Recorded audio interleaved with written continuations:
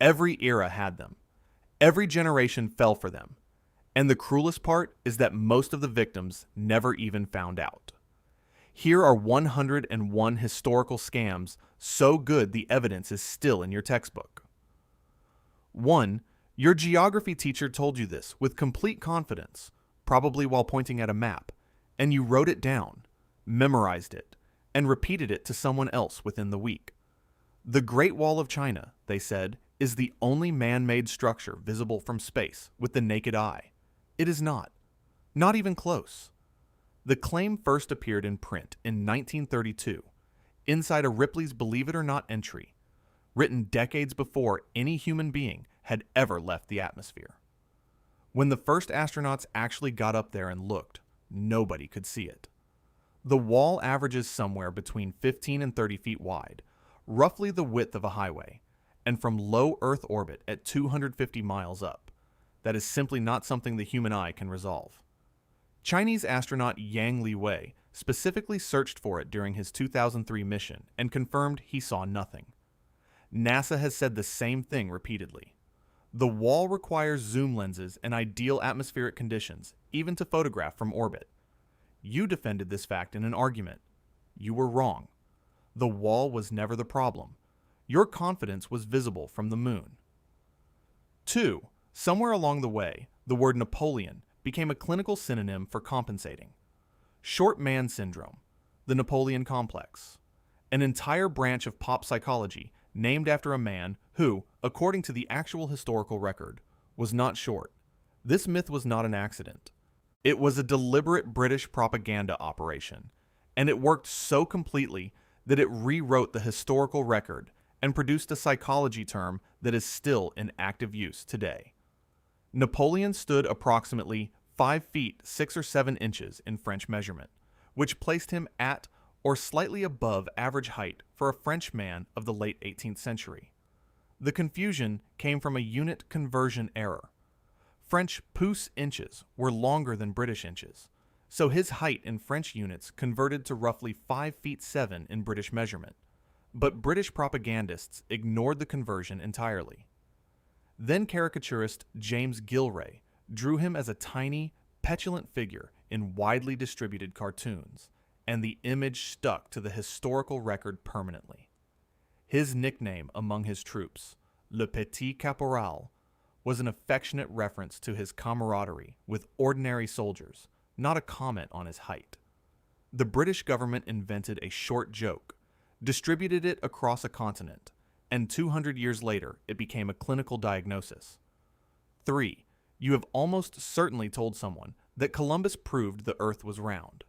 You probably heard it in school, accepted it without suspicion, and deployed it as a fact about the courage of challenging flat Earth ignorance. The problem is that educated people had known the Earth was round for over 1,700 years before Columbus loaded a single crate onto a ship. Ancient Greek mathematician Eratosthenes calculated the Earth's circumference with remarkable accuracy around 240 BC using shadow angles and basic geometry. Medieval European universities taught a spherical Earth as established fact. It was referenced in church documents and written into foundational academic texts without controversy, because it was not controversial. The argument Columbus actually faced from his critics was not about the shape of the planet. It was about the size. His critics correctly believed Asia was much farther away than he had calculated, and they were right. Columbus had dramatically underestimated Earth's circumference. He sailed anyway, got extraordinarily lucky that 2 continents were parked exactly where he thought Asia should be, and died believing he had reached Asia. He was wrong about the destination, wrong about the distance, and right about nothing except the direction. He did not prove the Earth was round. He just got lucky that something was there. 4. If you have ever struggled with mathematics and been handed the consolation prize of Einstein failing math as a child, you were given a lie wrapped in good intentions. Einstein did not fail mathematics. He mastered calculus by age 15. He was working through university-level physics while his peers were still memorizing multiplication tables. The myth was born from a grading scale that confused the people reading his records. In the Swiss system Einstein used as a student, 6 was the highest possible mark, and 1 was the lowest, which is essentially the opposite of several other grading conventions. When his school records were examined by people unfamiliar with that scale, his top marks of 6 were misread as failing grades. The error multiplied. Einstein himself addressed this myth during his lifetime and confirmed he had excelled at mathematics and physics from an early age. He did fail the entrance exam to ETH Zurich Polytechnic at 15, but he was 2 years younger than typical applicants, and his failure was in French language skills and botany. His mathematics scores were noted as exceptional by the examiners. The most famous comfort myth in academic history was built on a misread report card. Einstein was doing calculus. You were told he needed a participation trophy. 5. When most people picture Salem in 1692, they picture fire. The accused tied to a stake, flames rising, the definitive image of Puritan brutality. That image is imported from the wrong continent and attached to the wrong century. Not a single person was burned at the stake during the Salem witch trials. This execution method was overwhelmingly a continental European practice, particularly in regions operating under Catholic Inquisition procedures. England and its American colonies used hanging for convicted witches, not burning, and the historical record for Salem is unambiguous. Of the 20 people executed during the trials, 19 were hanged on Gallows Hill. The 20th, Giles Corey, was pressed to death with heavy stones over 2 days after he refused to enter a plea. The burning image arrived in American cultural memory, almost certainly imported from European tradition, reinforced by centuries of artwork, literature, and film that applied continental execution methods to a distinctly colonial American event without bothering to check which methods were actually used where. The actual history was already profoundly disturbing without any embellishment. People were hanged on the word of children reporting dreams. The burning was added later by storytellers who apparently decided the real version needed more drama than innocent people being executed already provided. 6. The phrase Dark Ages carries a specific image: unwashed peasants, flat earth believers, zero scientific progress, and a civilization-wide intellectual blackout lasting roughly 1,000 years. That image is almost entirely a Renaissance-era marketing campaign. Medieval people bathed regularly. Medieval scholars built the universities that Renaissance thinkers attended. Medieval engineers constructed Gothic cathedrals with structural innovations, including flying buttresses and ribbed vaults that remain architecturally sophisticated by any modern standard. Public bathhouses were common and popular throughout medieval European cities. The University of Bologna opened in 1088. Oxford followed around 1096. Paris around 1150. These institutions were producing rigorous scholarship in medicine, law, philosophy, and natural science, long before the Renaissance claimed to have reinvented learning. The Dark Ages framing was invented by Renaissance humanists who needed everything before them to look like a void, so their own era could look like a revival. They called the previous 1,000 years dark to make their own century look like dawn, and it was one of the most successful rebrand operations in intellectual history. You inherited their marketing. The medieval scholars who built the foundations the Renaissance stood on received, in exchange, a nickname implying they barely existed. 7. The Garden of Eden. The snake. The fruit that ended paradise. You know the image. Eve reaching for an apple. Adam accepting it. Humanity condemned. The apple is so embedded in this story that it has defined Western religious iconography for over a millennium. The Bible never mentions an apple. The original Hebrew text uses the word peri, which simply means fruit, generically, with no specific variety named anywhere in the relevant passages. The apple entered the story through a Latin translation accident. When St. Jerome produced the Latin Vulgate Bible around 400 AD, he used the word malum to describe the forbidden fruit. Malum in Latin means evil, It also, entirely separately, means apple. A single word doing double duty in one language quietly became the most recognizable fruit in Western religious art, because illustrators ran with the pun and never looked back. Scholars have pointed out that a fig is actually a more textually supported candidate, given that the couple immediately covered themselves with fig leaves after eating. Pomegranates, grapes, and other fruits native to the ancient Near East have also been proposed. The apple that condemned humanity in every painting you have ever seen is a 1500-year-old Latin translation accident. The pun outlived every empire that spoke the language. 8, she said it. You know she said it.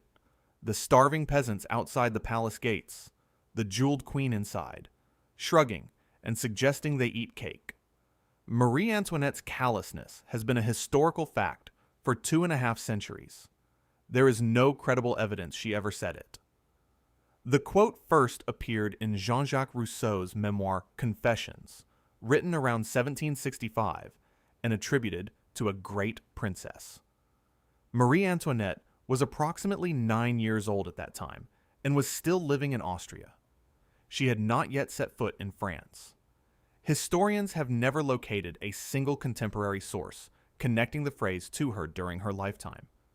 The original French, qu'il mange de la brioche, refers to an enriched bread, not cake, and was most likely a satirical construct that circulated among critics of the aristocracy before being permanently attached to her name by revolutionary propagandists who needed a villain with a quotable line. Historical accounts of her actual behavior suggest she donated to charitable causes during food shortages and was not oblivious to public suffering. Her reputation for extravagance was real. The quote was not. Revolutionary propagandists handed her a line she never wrote, attached it to her name, and then cut her head off. She lost her reputation and her life for someone else's writing. 9. The story you know goes like this. Medieval Europe. Rats. Fleas on rats. Plague spreads from rats to humans. A third of the continent dies. Rats are the culprits. This is the foundational explanation for the Black Death, and recent research suggests it may be significantly wrong about the primary vector. A 2018 study published in the Proceedings of the National Academy of Sciences modeled transmission rates from the historical record and found that rat to human flea transfer was too slow to account for the explosive mortality rates documented in medieval sources. The spread was simply too fast for the rat flea mechanism to explain on its own.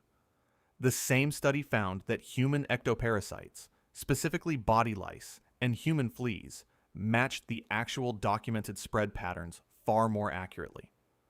Some researchers have also proposed co-infections with other pathogens contributed to the severity of individual cases.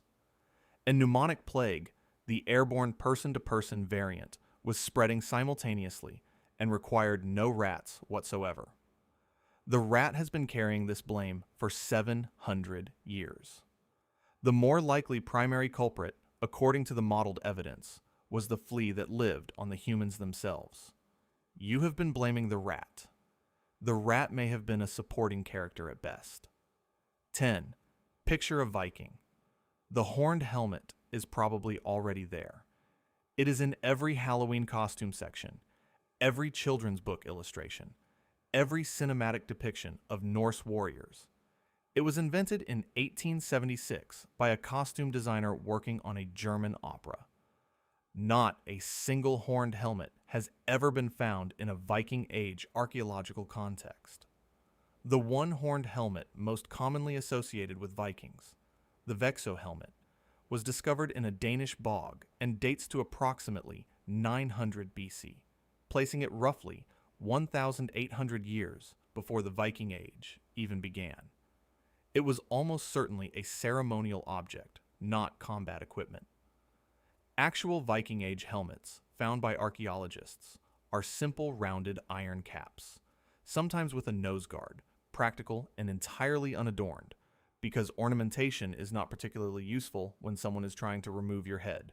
The theatrical horned image was created by Carl Emil Doppler, who designed the costumes for the premiere of Richard Wagner's Der Ring des Nibelungen and added the horns for dramatic stage effect.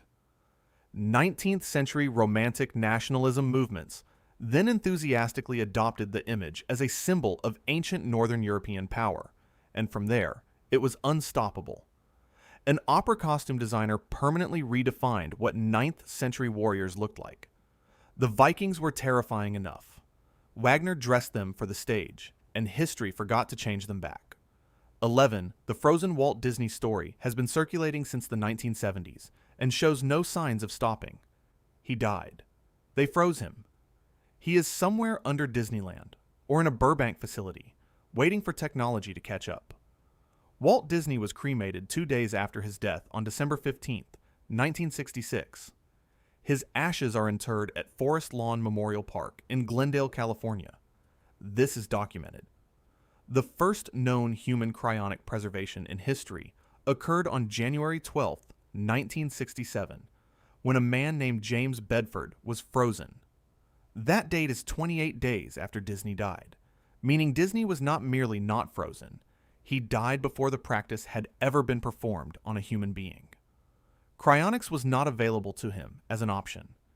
He had given no interviews about it, left no written instructions referencing it, and had no known association with any cryonics organization before his death. The myth likely began as a tabloid rumor in the early 1970s and gained traction because Disney's secretive corporate culture made confirming or denying anything feel equally plausible. The man who built an empire on fantasy was not in the end living in one. He was cremated, conventionally, like almost everyone else. The myth is more interesting than the truth, which is exactly why it has survived every factual correction thrown at it. 12. Here is a disaster narrative that writes itself.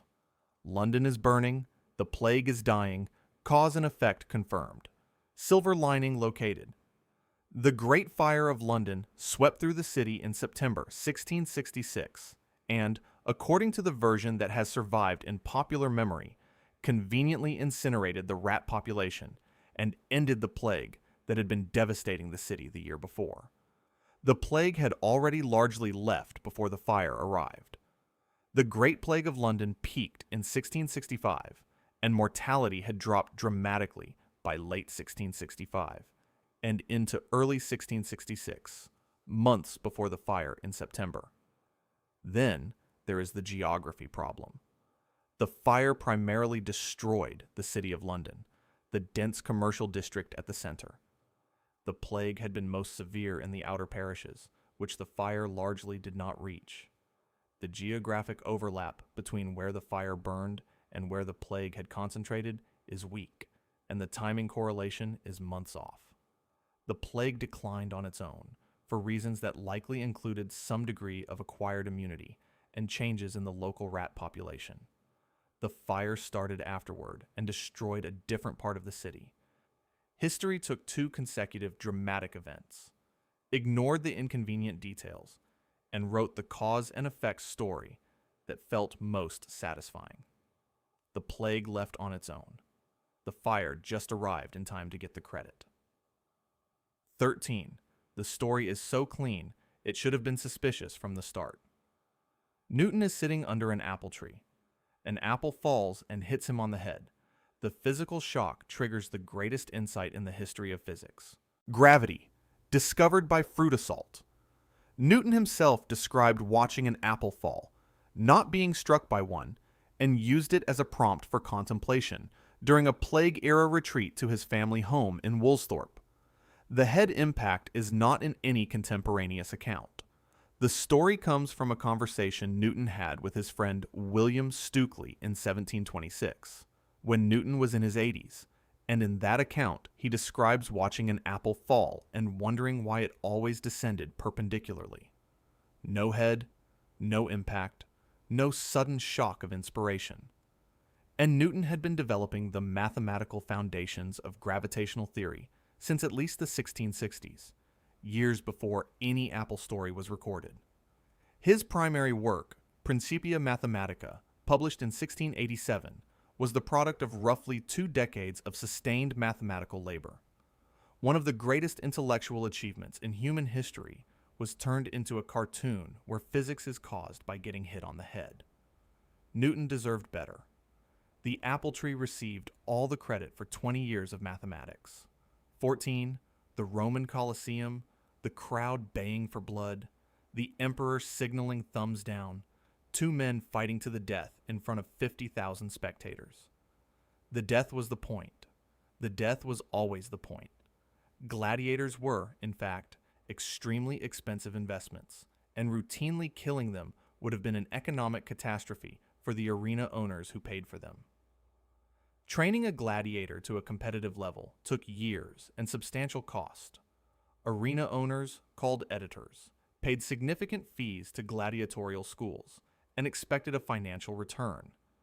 Surviving inscriptions from across the Roman Empire record gladiators' individual win-loss draw records, confirming that fighters had careers spanning multiple bouts, which would be impossible if death were the standard outcome. The famous thumbs up, thumbs down gesture is itself contested by historians, with some evidence suggesting the actual signal for mercy looked nothing like what Hollywood settled on. Death rates in the arena varied by era and event type, but have been estimated at somewhere between 1 in 5 and 1 in 10 bouts. Elevated certainly compared to most modern sporting contexts, but far from the every match slaughter of popular imagination. The Romans turned brutal combat into a sporting industry with performance contracts and return on investment calculations. Hollywood turned that into a simple death factory. The ancient Romans were somehow more rational about arena economics than modern screenwriters. 15 July 4th, 1776. The founders gather. Dramatic signatures are applied. A nation is born. You set off fireworks every year on this date under the assumption that it marks the moment the Declaration of Independence was actually signed by the people whose names appear on it. Most of them did not sign it that day. The Continental Congress voted to approve the Declaration on July 2nd, 1776. John Adams, in a letter to his wife Abigail, predicted that July 2nd would be the date Americans celebrated annually, a prediction that proved spectacularly wrong. July 4th was the date the final edited text was approved and sent to the printer. It became the official date on the printed document, which is why you celebrate it. The formal signing ceremony, where most of the 56 signatories actually put pen to parchment, occurred on August 2nd, 1776, a month later. Several delegates signed even after that. 2 men who served on the drafting committee never signed at all. The most celebrated date in American history is technically a printing deadline. You are setting off fireworks for the date a document went to the copy shop. The actual signing was a month later, and nobody has ever suggested making August 2nd a national holiday. 16. The companion myth to Einstein and mathematics, deployed by teachers with equal confidence to comfort the academically struggling. Einstein failed physics too. He was so hopeless in school that even his strongest subject rejected him. He did not fail physics. By age 12, he had taught himself algebra and Euclidean geometry over a single summer. By 14, he had worked through calculus independently. His physics scores on every recorded examination were noted as exceptional, including on the entrance exam to ETH Zurich that he failed at 15, where examiners specifically highlighted his mathematics and physics performance as outstanding, while his scores in French language and botany dragged his overall result below the threshold. The same Swiss grading scale confusion that produced the mathematics myth produced this one. His top marks of 6 were misread as failures by people who did not know that 6 was the highest possible score. Einstein himself, in his own memoirs and correspondence, described excelling at physics and mathematics, and expressed frustration with the authoritarian teaching style at his Munich gymnasium, which is a completely different thing from academic failure. The most famous inspirational failure story in educational history is a misread report card applied to a child who was doing university-level physics, while the people misreading his grades were congratulating themselves on catching up to him. 17. The Emancipation Proclamation, January 1st, 1863. Lincoln signs, "Slavery ends. The nation redeems itself." This is the version in the commemorations, the speeches, and the holiday rhetoric. The Emancipation Proclamation freed enslaved people only in Confederate states that were actively in rebellion against the Union at the moment of signing. It deliberately excluded enslaved people in Union-aligned slave states, including Kentucky, Missouri, Maryland, and Delaware. It also exempted specific regions of Confederate states that were already under Union military control, including most of Tennessee and substantial portions of Louisiana and Virginia. In the territory where it technically applied, the Confederate government did not recognize Lincoln's authority and refused compliance, meaning the proclamation had no immediate practical effect on the ground. It was primarily a war measure and a diplomatic document designed to reframe the conflict as being explicitly about slavery and to discourage European powers from recognizing the Confederacy. The actual legal abolition of slavery in the United States required the 13th Amendment, ratified on December 6, 1865, more than 2 years after the proclamation and after Lincoln's assassination. The most famous act of American emancipation deliberately excluded a significant portion of the people it was supposed to free and could not be enforced over most of the rest. The actual legal end came later in a different document that received substantially less ceremony. 18, the document that established the United States as a nation, does not mention God, Jesus, or Christianity anywhere in its text. If you have ever heard the phrase Christian nation deployed as a constitutional argument, you are listening to someone describe a document they have not read carefully. The Constitution's only references to religion are exclusionary. Article 6 explicitly prohibits any religious test as a qualification for public office, which was a radical departure from the religious test requirements common in European governments of the same era. The First Amendment prohibits Congress from making laws respecting an establishment of religion. The Establishment Clause. It is in there. In 1797, the Treaty of Tripoli was ratified unanimously by the Senate and signed by President John Adams, and it contains a sentence stating directly that the government of the United States is not, in any sense, founded on the Christian religion. That treaty is in the historical record. Many of the founding fathers, including Jefferson, Franklin, and Madison, were deists rather than Orthodox Christians. Jefferson produced his own edited version of the New Testament with the miracles removed. The text of the founding document is clear. The myth has simply always been louder than the text, and in America, loudness has historically beaten clarity at a significant rate. 19. Marco Polo is the name attached to the first European contact with China, the great bridge between two civilizations, the lone Western traveler who opened the East to European understanding. His own father had already been there. Niccolo and Maffeo Polo completed their first journey to China between 1260 and 1269, before Marco joined the second expedition in 1271. That means Marco Polo's famous journey was a follow-up trip, not a first contact, and the Polo family collectively were not even close to being the first Europeans to reach the Mongol court. Franciscan friar Giovanni da Pian del Carpine traveled to the Mongol court at Karakorum in 1245 to 1247 on a diplomatic mission from Pope Innocent IV, nearly 3 decades before Marco's journey.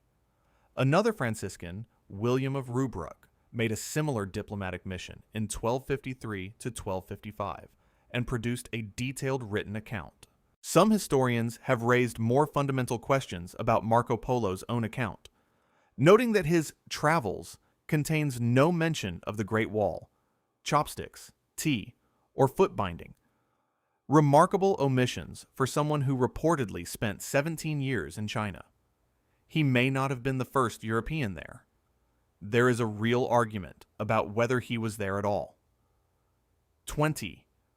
The dark side of the moon is one of those phrases so embedded in cultural vocabulary that questioning it feels pedantic. It conjures permanent shadow, eternal cold, a place the sun never touches. The far side of the moon receives exactly as much sunlight as the near side over the course of a lunar month. Both hemispheres are illuminated in turn as the moon orbits. The moon is tidally locked to Earth, meaning the same face always points toward you, but tidal locking has nothing to do with sunlight. During a new moon, as seen from Earth, it is actually the far side that is fully illuminated by the sun. The opposite of what the permanent darkness myth implies. The term dark in this context refers to the far side being hidden from Earth's view, not from solar radiation. Astronomers have preferred the term far side for decades precisely because dark side is inaccurate. The far side was first photographed by the Soviet Luna 3 probe in 1959. China landed a spacecraft there in January 2019. It receives sunlight on a regular schedule, like everything else in the solar system. A famous album title cemented a scientific misconception into permanent cultural vocabulary. Pink Floyd owes astronomy a minor correction. 21, Blackbeard is the name. The image is immediate. Enormous beard, weapons across his chest, terror of the Caribbean, the most feared and successful pirate who ever lived. His actual career lasted approximately 2 years, from 1716 to 1718, and by measurable output, he was a mid-tier pirate operating in a period that included competitors who dramatically outperformed him. Bartholomew Roberts, known as Black Bart, operated from 1719 to 1722 and captured an estimated 400 ships across the Caribbean and Atlantic. Blackbeard, during his entire career, is estimated to have taken roughly 40. That is not nothing, but it is 1/10 of his less famous contemporary's record. Blackbeard's genuine genius was self-promotion.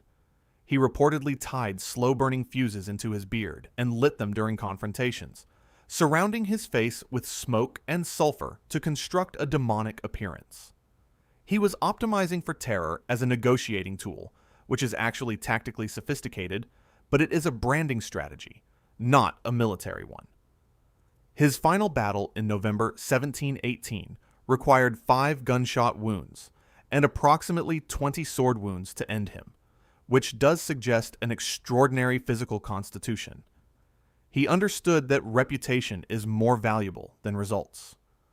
Every personal brand consultant has been selling the same insight ever since, without the lit fuses. 22. Edward Jenner, inventor of the vaccine. The man who gave humanity its first protection against smallpox, pioneering immunization from a standing start in 1796. The practice of inoculating against smallpox had been happening for decades before Jenner was born.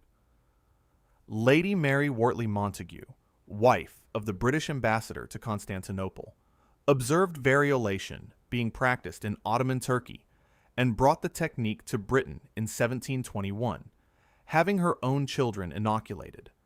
That is 75 years before Jenner's experiment.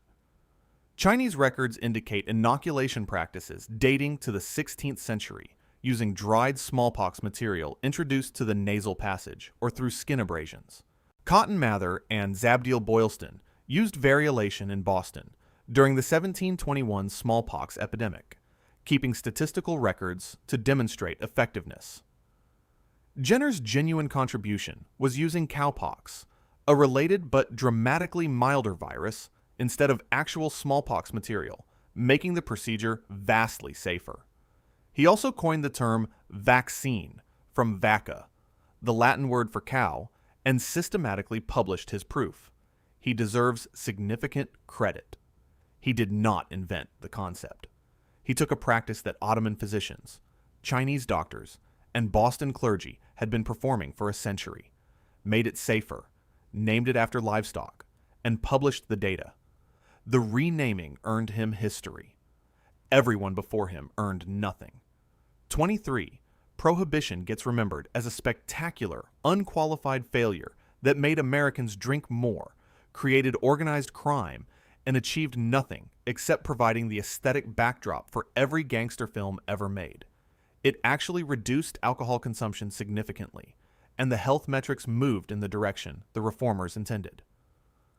Alcohol consumption in the United States dropped by approximately 30% during the Prohibition years, according to economists who have examined proxy indicators, including cirrhosis death rates. Deaths from liver cirrhosis fell from approximately 29.5 per 100,000 in 1911 to 10.7 per 100,000 in 1929. Arrests for public drunkenness declined. Alcohol-related hospital admissions declined.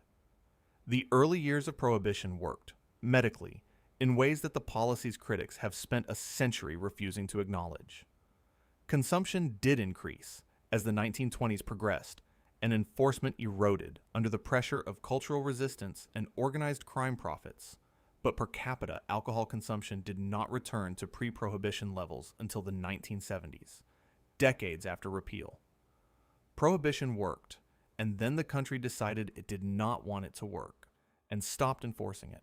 It succeeded, and we quit, is history's least satisfying category of outcome, so everyone agreed retroactively to call it a total failure instead. 24. Pierre de Coubertin looked at ancient Greece, decided to revive the Olympics as a tribute to classical tradition, and in 1896 delivered a modern athletic competition that he framed as a continuation of something ancient and pure. The ancient Olympics bore almost no resemblance to what he built, and what he built explicitly excluded half the human population. The ancient Greek games were religious festivals honoring Zeus, held at Olympia, open only to free Greek men, and included events like the Pancration, an essentially ruleless fighting competition, and chariot racing, which have no modern equivalent. Winners received an olive wreath and massive social prestige at home. The medal system is a modern invention. The ancient games were abolished in 393 AD by Emperor Theodosius I as pagan religious practice. There was no continuous tradition to revive. Coubertin was creating something entirely new while branding it with 2,500-year-old intellectual property. He also personally opposed female athletic participation, and women were excluded entirely from the 1896 Games, with limited inclusion only beginning at the 1900 Paris Games. The modern Olympics is a Victorian gentleman's sporting fantasy dressed in a Greek toga. The toga was always a costume. The games were always modern. The ancient Greeks would have recognized almost nothing about them. 25. The U.S. Constitution does not contain the word God. It does not contain the word Jesus. It does not contain the word Christianity. This is a separate entry from the Christian nation myth because the constitutional text deserves its own moment of direct attention, separate from the treaty evidence and the founders' personal theology. The document that established the structure of American government was written by people who had watched religious conflict tear Europe apart for 2 centuries, and they made specific, deliberate choices. The prohibition on religious tests for office in Article 6 was not an oversight. The Establishment Clause was not a mistake. Thomas Jefferson, who wrote the Declaration of Independence and later served as president, described a wall of separation between church and state in an 1802 letter to the Danbury Baptist Association. James Madison, the primary architect of the Constitution, wrote extensively about the danger of religious entanglement in government. Benjamin Franklin, at the Constitutional Convention, proposed opening sessions with prayer and was voted down. The secular structure of the document was intentional and contested at the time. The myth of a constitutionally Christian founding is not a misreading of ambiguous text. It requires ignoring text that is present and inventing text that is absent. 26. The Black Death killed roughly 1/3 to 1/2 of England's population in 1348 to 1350. It depopulated entire villages, restructured the labor market, transformed feudal economics, and left a demographic wound that took over a century to close. The Great Plague of London in 1665 killed approximately 100,000 people in the city, which was devastating and is genuinely terrible, but the population was much larger by that point, and the mortality rate was substantially lower than the 14th century catastrophe. The 1665 outbreak was also largely confined to London and a few surrounding areas. The 1348 Black Death touched virtually every region of the British Isles comprehensively. There is no reasonable metric by which the 1665 plague was worse than the 1348 one, and yet the 1665 version gets the nursery rhymes, the historical documentaries, and the cultural weight. It gets that attention partly because it was followed immediately by the Great Fire of London in 1666, combining two dramatic events in consecutive years in the same city, making the pair unforgettable as a unit. The 1448 plague was catastrophically worse. The 1665 plague had better publicity because it shared a billing with an inferno. 27. Washington, D.C. was built on a swamp. You have heard this, possibly from someone making a political joke, possibly from someone making a serious geographical claim, possibly from both simultaneously. The land selected for the capital was not a swamp. Andrew Ellicott's surveys from 1790 described the chosen site as a mix of farmland and forested land along the Potomac River. There were tidal marshes along the Potomac and Anacostia rivers at the edges of the selected area, and portions of what is now the National Mall required fill, but the dominant terrain was agricultural and wooded land owned by private landowners who were compensated for it. British diplomat Sir Augustus John Foster, writing in the early 19th century, described the area as extremely pleasant with fine views, which is not the response a functional swamp typically inspires in visitors. The city's infamous summer humidity is a product of its mid-Atlantic climate and proximity to the Chesapeake Bay watershed, features that would make any city built in that geographic region equally humid, regardless of what the specific construction site looked like. The swamp became a political metaphor so vivid and so useful that the actual topography became irrelevant. A mild exaggeration about some marshy riverbanks became a permanent architectural insult to an entire institution of government. 28. Gerrymandering is named after Elbridge Gerry because a district his state legislature drew in 1812 looked like a salamander. The portmanteau of the governor's name and the reptile gave you the term. Except the district did not naturally look like a salamander. It looked like an oddly shaped political district until a cartoonist at the Boston Gazette added claws, wings, and a head to a printed map of it to make it resemble a salamander for satirical effect. The resemblance was artistic enhancement, not geographic reality. The creature was drawn onto the map after the political decision had been made. Gilbert Stuart, or another artist at the publication, improved the district's silhouette with monster parts. The resulting cartoon was published in March 1812, and the term gerrymander spread immediately as political satire. Governor Gerry himself was not primarily responsible for the specific district's shape. The legislature designed it. He reportedly had reservations about signing the redistricting bill, but did so for party loyalty. He also was not particularly associated with salamanders in any other context, which made the comparison funnier at the time and more baffling in retrospect. A cartoonist invented the salamander portion of the story. History blamed the governor. The cartoonist got a vocabulary word named partly after him, and nobody remembers his contribution. 29. When Hernán Cortés arrived in Mexico in 1519, the Aztec Emperor Moctezuma II welcomed him because he believed Cortés was the returning god Quetzalcoatl, fulfilling ancient prophecy. This divine misidentification explains the Spanish conquest.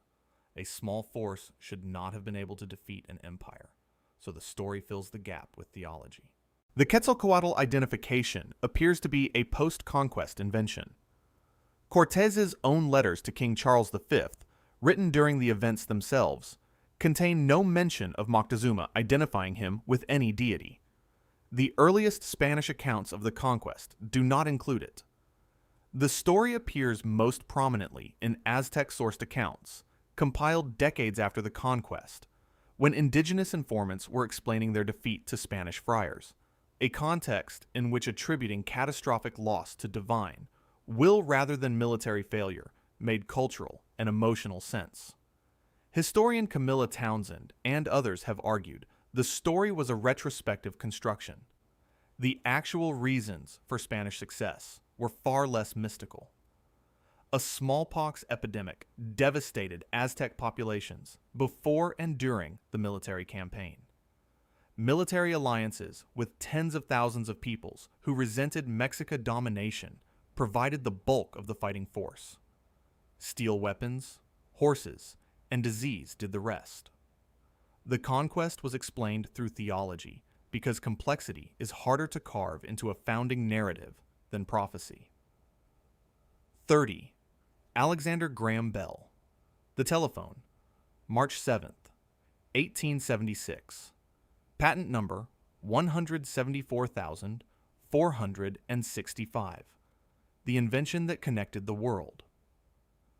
Italian-American inventor Antonio Mucci developed a voice communication device as early as 1849 and filed a patent caveat, a preliminary claim, in 1871. He could not afford the $10 annual renewal fee in 1874, and the caveat lapsed. Bell's laboratory operated in the same building as the patent office where Mucci's models were reportedly stored. Elisha Gray filed a patent caveat for a telephone on February 14, 1876, the same day Bell filed a full patent application. The order in which those two filings were processed that day, and whether Bell's patent examiner had improper access to Gray's caveat, has been disputed by historians and was the subject of congressional investigation. Bell's patent was legally upheld after extensive litigation, but telecommunications historians describe it as among the most contested patents in American history. The United States Congress passed a resolution in 2002 officially recognizing Antonio Mucci's contributions to the invention of the telephone. Bell got history because he won a legal foot race decided by a single day's paperwork, while the man who developed the device first died without credit because he could not afford a $10 renewal fee. 31. Elementary, my dear Watson, you know the line. You are certain you have read it. You may even be certain about which story it appears in. It does not appear in any of Arthur Conan Doyle's 60 original Sherlock Holmes stories. Not one. Holmes says elementary in a small number of stories. He says, my dear Watson, frequently. He never combines them into the famous complete phrase in any of the 4 novels or 56 short stories Doyle wrote. The phrase appears to have been assembled and popularized through stage and film adaptations in the early 20th century.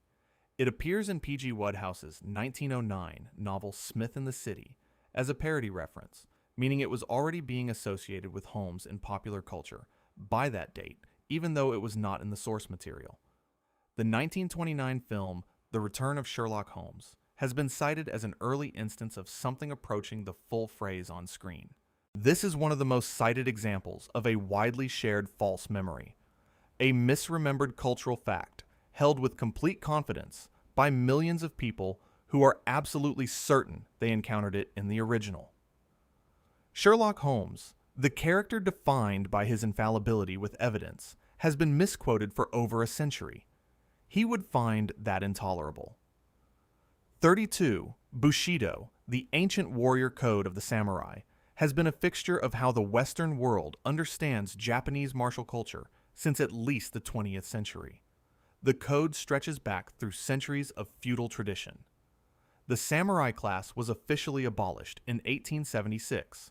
The text most associated with Bushido, Bushido, the Soul of Japan, was written by Nitobe Inazo and published in English in 1900, aimed explicitly at explaining Japanese culture to Western readers. It was translated into Japanese afterward. The foundational document of the supposedly ancient samurai code was written in English for a Western audience after the class it described had been legally dissolved for nearly a quarter century. Historical samurai behavior in Japan's feudal period was governed by practical clan loyalty, Buddhist and Confucian ethics, and legal codes specific to individual domains. The romantic death before dishonor framework was always a literary idealization rather than a consistent behavioral standard. The Bushido concept was then heavily promoted by Japanese militarists in the early 20th century to provide an ideological framework for modern conscript soldiers, grafting a romanticized ancient code onto a thoroughly contemporary military apparatus. The ancient samurai code was written after the samurai were gone, published first in the language of the people it was intended to impress, and then weaponized by a modern state for modern purposes. 33. The 1918 influenza pandemic was called the Spanish flu. Spain gave the world its worst modern epidemic. The disease almost certainly did not originate in Spain. Spain was neutral during the First World War. Because Spain had no wartime censorship of its press, Spanish newspapers reported openly on the epidemic, including the illness of King Alfonso XIII in May 1918. International media, operating in countries where all reporting on military-related illness was suppressed to protect morale and operational security, picked up the Spanish reports as their primary source of information, and the association between the disease and Spain was established by default. The United States, France, and Britain all suppressed news of the epidemic actively.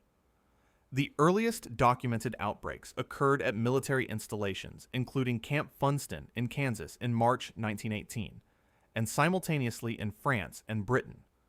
Competing origin theories include China, where a respiratory illness was reported among laborers transported to France in 1917 and 18, and France itself. No scientific consensus on the actual geographic origin has been reached despite intensive retrospective investigation. The pandemic killed an estimated 50 to 100 million people worldwide. Spain reported it honestly. Spain got named for it. Transparency during a crisis has historically been a poor public relations strategy, and 1918 remains the definitive example. 34. King Canute sat before the ocean and commanded the tides to stop, and when they did not obey, he was humiliated by his own delusion. The story of the vain medieval monarch who believed his power extended over the natural world is one of history's most recognizable images of leadership hubris. The story is almost certainly the opposite of what it means. The earliest written account comes from Henry of Huntingdon, writing roughly 100 years after the events in the 12th century. And in that account, Canute stages the demonstration deliberately to rebuke his flattering courtiers. He places his throne by the water, commands the tide, watches it fail to stop, and then turns to his nobles and tells them, in substance, that earthly kings are weak and only divine power holds true authority. It is a lesson in humility, not an act of delusional self-regard. It was a planned demonstration of royal limitations intended to embarrass sycophants. The moral of the story then traveled through centuries of retelling, and somewhere the framing flipped completely. The king who proved his own limitations became the king who could not understand them. Canute governed England, Denmark, Norway, and parts of Sweden simultaneously, a feat that requires political sophistication considerably beyond believing you can talk to the ocean.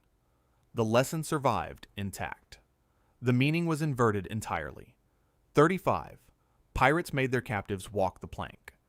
The image is so fixed in cultural memory that it has appeared in every pirate story produced for 3 centuries, from children's novels to major studio films, and it feels as historically certain as anything from the era. There is almost no contemporaneous evidence that plank walking was a real pirate practice. The golden age of piracy, running roughly from 1650 to 1730, generated extensive documentation through Admiralty court records, trial transcripts, and sailor accounts. Those records describe pirate punishments, including marooning, flogging, keel hauling, and throwing captives overboard directly.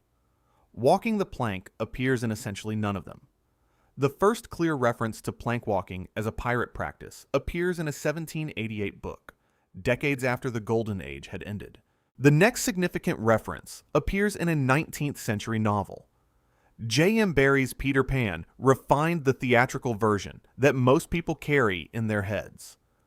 Real pirates had calculated reasons not to kill captives casually.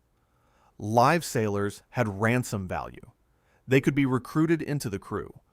Murdering every captive ensured no survivors to testify, but also removed all incentive for future targets to surrender peacefully rather than fight to the death. Real pirates were running a business with violence problems. The plank was always fiction. The accountants were real. 36.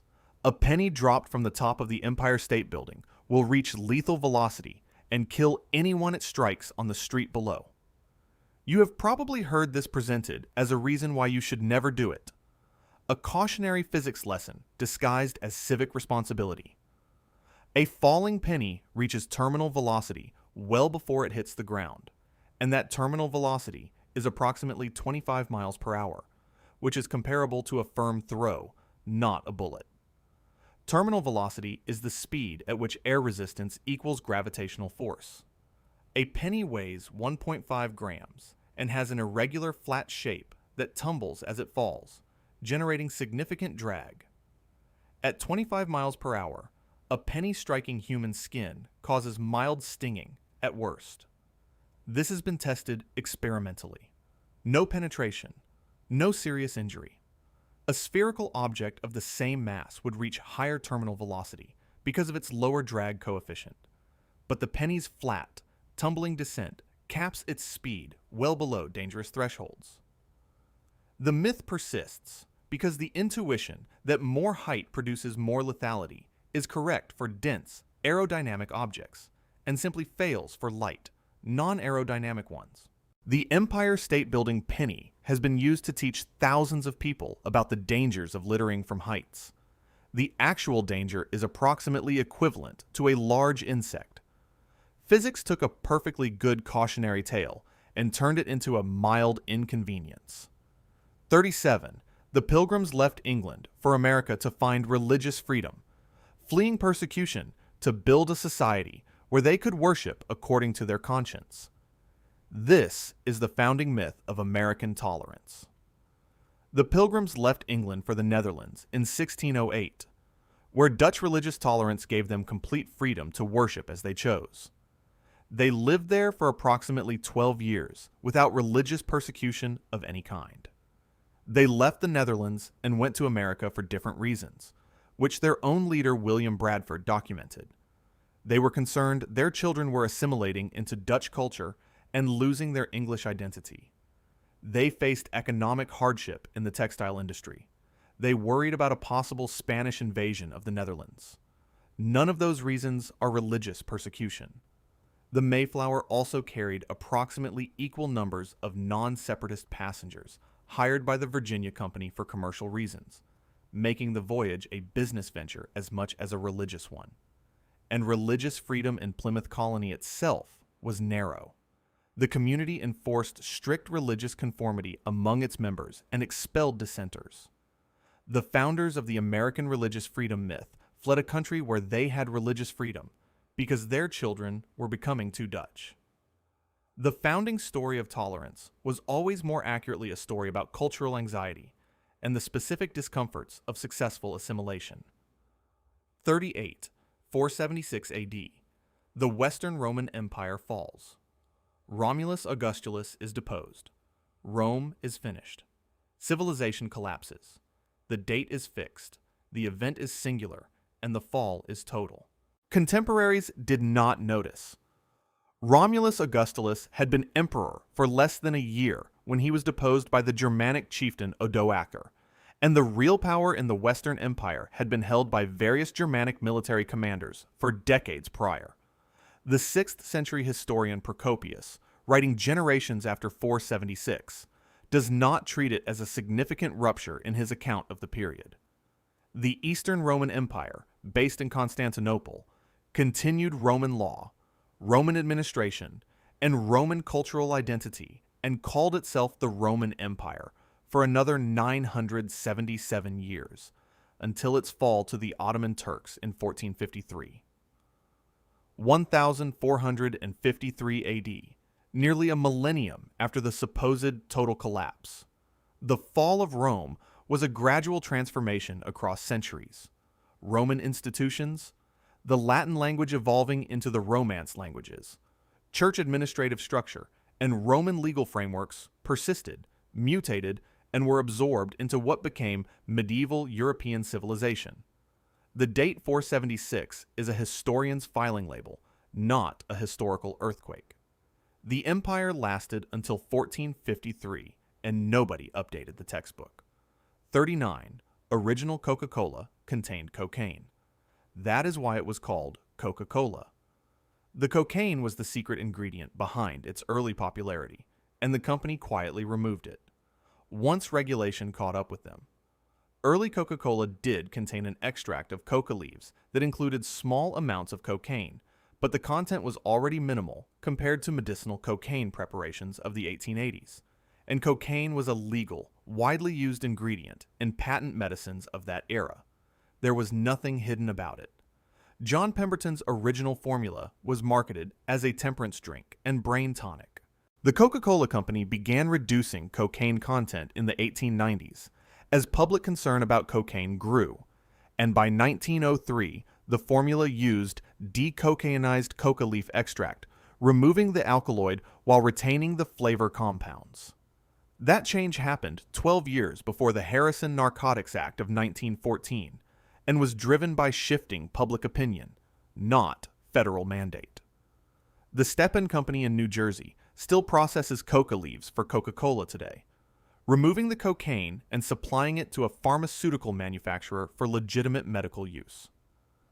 This is regulated, documented, and entirely uncontroversial within the industry. Coca-Cola removed the cocaine from its formula 120 years ago and has been dining out on the association ever since without technically misrepresenting anything. It is the most profitable discontinued ingredient in beverage history. 40. The Senate filibuster is an ancient, revered democratic tradition built into the foundations of American government to protect minority voices from the tyranny of a simple majority. It is not in the Constitution. It was not a founding principle. It emerged accidentally from a Senate housekeeping exercise in 1806, and the specific version you are most familiar with, the one that allows indefinite delay without anyone actually speaking, was invented in 1970.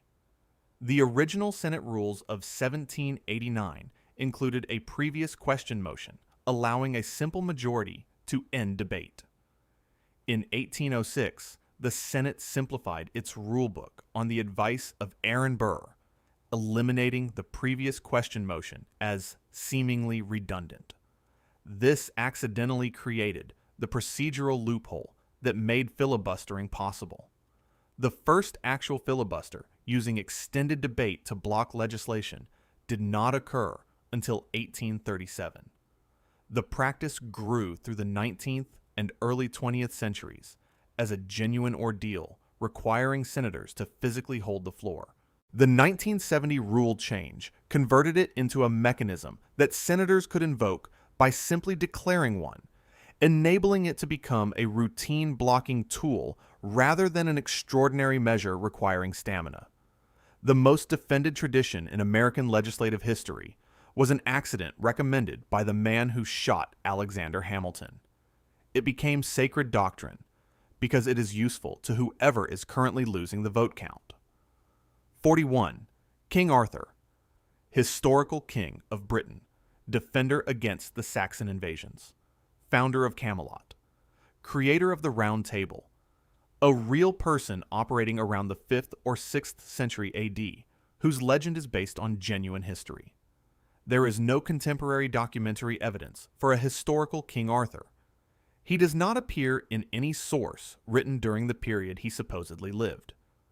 The earliest reference to a figure called Arthur appears in a Welsh poem, possibly dating to around 600 AD, which mentions a warrior in comparison to Arthur, implying Arthur was already a legendary figure at that date rather than a living person being described. The most significant early narrative reference is in Nennius's Historia Brittonum, written around 830 AD, more than 300 years after the events it claims to describe. Geoffrey of Monmouth's Historia Regum Britannia in 1136 created the elaborate narrative most people recognize, and Geoffrey's contemporaries were already questioning his accuracy.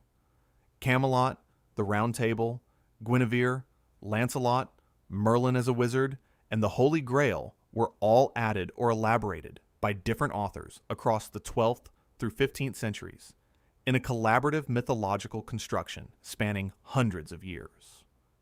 King Arthur is a story that grew large enough to convince people it was history. The legend ate whatever kernel of reality may have existed and wore its clothes for 1,000 years. 42. The global calendar is calibrated to the birth of Jesus. Year 1 AD marks the year he was born.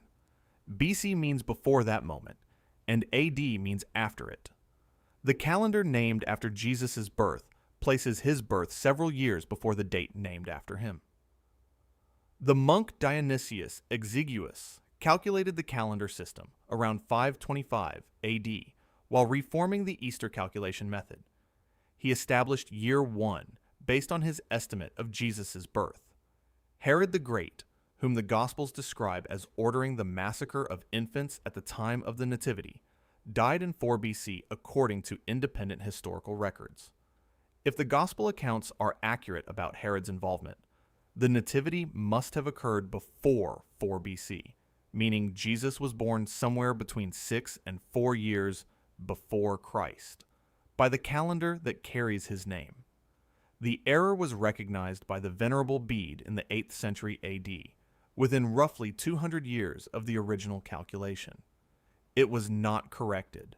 The calendar system was by then too widely adopted across too many institutions to reform. A monk in the 6th century did the arithmetic wrong.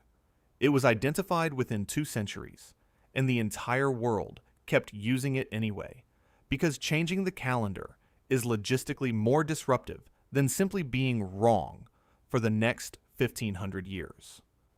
43. Mount Everest is the tallest mountain in the world. This is the clearest fact in popular geography, the one that requires no qualification, the answer to a question so basic it appears on elementary school tests. Everest is the highest point above sea level. That is accurate and uncontested. If you measure differently, you get different answers. The Earth is not a perfect sphere. It bulges at the equator due to its rotation. Because of that equatorial bulge, Chimborazo in Ecuador, which stands only 6,268 meters above sea level, is approximately 6,384 kilometers from the Earth's center, farther from the center than the summit of Everest. By the measurement of distance from the planet's core, Chimborazo is the taller mountain. If you measure base to peak, Mauna Kea in Hawaii rises approximately 10,210 meters from its oceanic base to its summit, more than a mile taller than Everest, with most of that height sitting below the surface of the Pacific Ocean. Everest wins the category it was measured for in 1852, when the Great Trigonometric Survey of India identified it as the highest point above sea level. It loses 2 other equally valid categories. Tallest mountain is a test question with 3 correct answers, and geography class only ever taught you the framework that produces one of them. 44. Einstein's theory of relativity proved that everything is relative. The word itself is the endorsement. If the greatest physicist of the 20th century named his foundational theory after the concept of relativity, then science has confirmed that truth is subjective, that moral positions are equally valid, that everything depends on your perspective. Einstein's theories of special and general relativity are built on absolutes. Special relativity, published in 1905, rests on two postulates that are stated as invariants. The laws of physics are the same in all inertial reference frames, and the speed of light in a vacuum is constant for all observers, regardless of their motion. The speed of light does not vary by perspective. It is one of the most rigorously confirmed constants in all of physics. Einstein reportedly preferred the name Invariantentheorie, the theory of invariance, for his work, precisely because the unchanging speed of light was the foundational principle, not the relativism of individual measurements. He objected during his lifetime to the extension of relativity from physics into moral or philosophical contexts, recognizing the category error. His words were recruited into belief systems he repeatedly and explicitly rejected. He built his theory on an absolute. The humanities borrowed the name, and he spent the rest of his life watching his most precise work be used to argue that precision is impossible. 45. The Statue of Liberty was a gift of friendship from the French government to the American people, celebrating shared democratic values and the alliance forged during the Revolutionary War. The statue was the project of a small group of French political liberals, not the French government, and it was funded by public subscription campaigns on both sides of the Atlantic after the wealthy on both sides declined to pay for it. Edouard de la Boulaye conceived the idea around 1865, initially as a statement about republican liberty, at a moment when France was under Napoleon III's authoritarian Second Empire. It was as much an aspiration for France as a tribute to America. Sculptor Frédéric Auguste Bartholdi championed the physical construction. The French public raised funds through lotteries and subscription campaigns. The American pedestal was funded separately through an American public subscription campaign driven significantly by newspaper publisher Joseph Pulitzer, who used his paper to shame wealthy Americans into contributing after official sources declined. The statue arrived in 214 crates in 1885 and functioned primarily as a lighthouse for its first several decades. The Ellis Island immigration symbolism developed later, retrospectively, as the statue's meaning was rewritten by the population that sailed past it. It became the symbol of national generosity after being built through national necessity.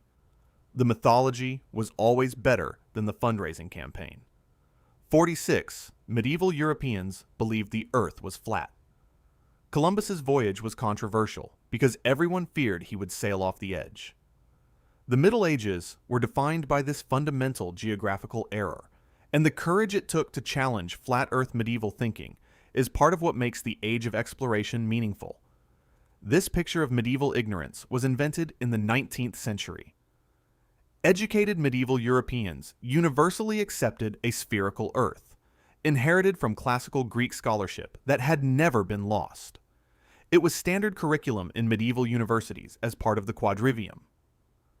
Thomas Aquinas, the defining theologian of medieval Catholicism, accepted and wrote about a spherical Earth in the 13th century without treating it as a radical position. Dante's Divine Comedy, written in the early 14th century, is built on an explicitly spherical Earth cosmology and would be geometrically incoherent on any other model. The flat Earth myth about medieval people was primarily invented by Washington Irving in his 1828 fictionalized biography of Columbus, in which he fabricated a dramatic confrontation between Columbus and flat Earth believing scholars. That scene never happened. 19th century writers promoting the idea of perpetual conflict between religion and science then amplified the flat Earth medieval's myth as supporting evidence. We invented medieval ignorance to make our own era look more enlightened by contrast, which is exactly the kind of thing an enlightened era does. 47. The Great Wall of China was built by the Qin Emperor Qin Shi Huang, who unified China and ordered its construction. One emperor, one decision, one wall, one moment in history. The wall you picture in photographs, the imposing stone and brick structure, with watchtowers at regular intervals that appears on every travel poster, was built primarily during the Ming Dynasty, between 1368 and 1644 AD. That is roughly 1500 to 1800 years after the Qin Dynasty. Qin Shi Huang did order walls connected and extended around 221 to 206 BC. But those structures were built primarily from packed earth and were located in different positions than the surviving sections most people have seen. Multiple dynasties built walls in different locations for different strategic purposes across roughly 2,000 years of Chinese history. What is collectively called the Great Wall is actually a system of multiple walls that do not form one continuous connected line. China's State Administration of Cultural Heritage has estimated the total length of all sections from all dynasties at over 13,000 miles. But these are not a single structure. They are a 2,000-year infrastructure project with multiple contractors, dramatically shifting specifications, and no unified original design. The wall in your mental image was built by the Ming. The Qin gets the credit because the story needs one emperor and one moment. 48. Lincoln was a Republican. The Republican Party exists today. The lineage is continuous and the values travel with the name. The Republican Party of 1860 was founded explicitly as an anti-slavery expansion party, and its platform called for federal government authority to restrict slavery in territories, which was an argument for expansionist federal power. Lincoln's economic program included high protective tariffs, a national banking system, and federal funding for infrastructure, positions that by contemporary American political standards would be classified as center-left economic interventionism. The ideological realignment of both American parties across the 20th century, culminating in the civil rights era of the 1960s, fundamentally transformed which political coalition held which positions. The solid South that voted Democratic from Reconstruction through the early 20th century became the Republican South after 1964 to 1968, as the parties traded regional bases and ideological identities over several decades. Lincoln's personal views on racial equality were also more complex and evolved throughout his life than the simplified Great Emancipator framing captures. His own writings show significant development between his early career positions and his later ones. Both parties invoke Lincoln while holding positions he would not recognize from his own platform. Citing a 19th century politician to validate 21st century policy positions is like citing a founder's horse breeding preferences to justify a transportation bill. The name survived intact. The platform did not survive at all. 49. The word assassin derives from Hash-Shashin, a sect of medieval Muslim killers who consumed hashish before carrying out murders, giving them chemically induced fearlessness. The etymology teaches you something about both the word and the people it named. The hashish story was almost certainly Crusader-era propaganda designed to defame the Nizari Ismaili sect, and it appears primarily in accounts written by Western Crusaders and Marco Polo, sources with strong and obvious motivations to characterize Muslim opponents as drug-addled savages. Contemporary Arabic sources describing the same sect do not mention hashish. The Nizari Ismaili sect operated from mountain fortresses in Persia and Syria during the 11th through 13th centuries and did conduct targeted political killings, but as a deliberate strategic tool to avoid open warfare against numerically superior enemies, not as drug-fueled random violence. Their methods required infiltrating courts over years, learning languages, adopting disguises, and conducting precisely targeted operations against specific political figures. This is behavior that is fundamentally incompatible with being chronically intoxicated. Linguistic scholars have proposed that Hash-Shashin may simply mean people of low or base character in a general insult sense, or may derive from the name of the sect's founder, Hassani Saba. Medieval Europe needed its most effective enemies to be irrational to remain comprehensible as villains. The hashish story made that possible. Propaganda that old eventually gets promoted to etymology. 50. The Rosetta Stone unlocked Egyptian hieroglyphics. Scholars found it in 1799, recognized the three-script format, and the ancient writing system was decoded. The stone is now in the British Museum, and the rest is history. Decipherment took over 2 decades of work by multiple competing scholars, involved bitter intellectual disputes that nearly destroyed the careers of the people involved, required numerous additional inscriptions beyond the Rosetta Stone, and produced a result that the participants themselves could not have predicted from the starting point alone. Thomas Young made significant early progress identifying the phonetic nature of hieroglyphic cartouches around 1814 to 1819, but incorrectly concluded that hieroglyphics were primarily symbolic rather than phonetic alphabetic, which limited how far his analysis could travel. Jean-François Champollion published his breakthrough in 1822 after years of additional work using multiple inscriptions and building critically on his knowledge of Coptic, a descendant language of ancient Egyptian that gave him a living bridge to the dead one. He spent the rest of his life, until his death in 1832, working on grammar and vocabulary. The full decipherment was years beyond 1822. The Rosetta Stone was the starting pistol, not the finish line.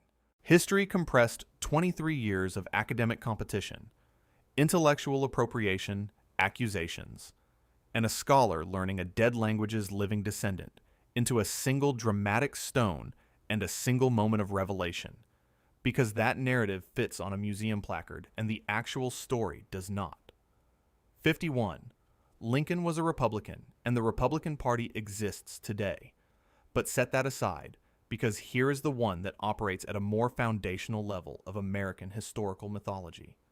The Emancipation Proclamation is discussed in a previous entry, but the origin story of the Republican Party itself deserves its own examination, separate from Lincoln's personal politics.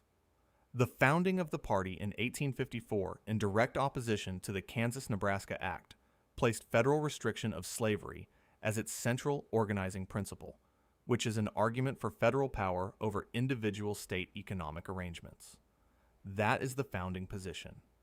What happened over the following century and a half is the story of 2 parties slowly exchanging their regional coalitions, their racial politics, and their relationships to federal power through a series of realignments that political scientists have documented extensively.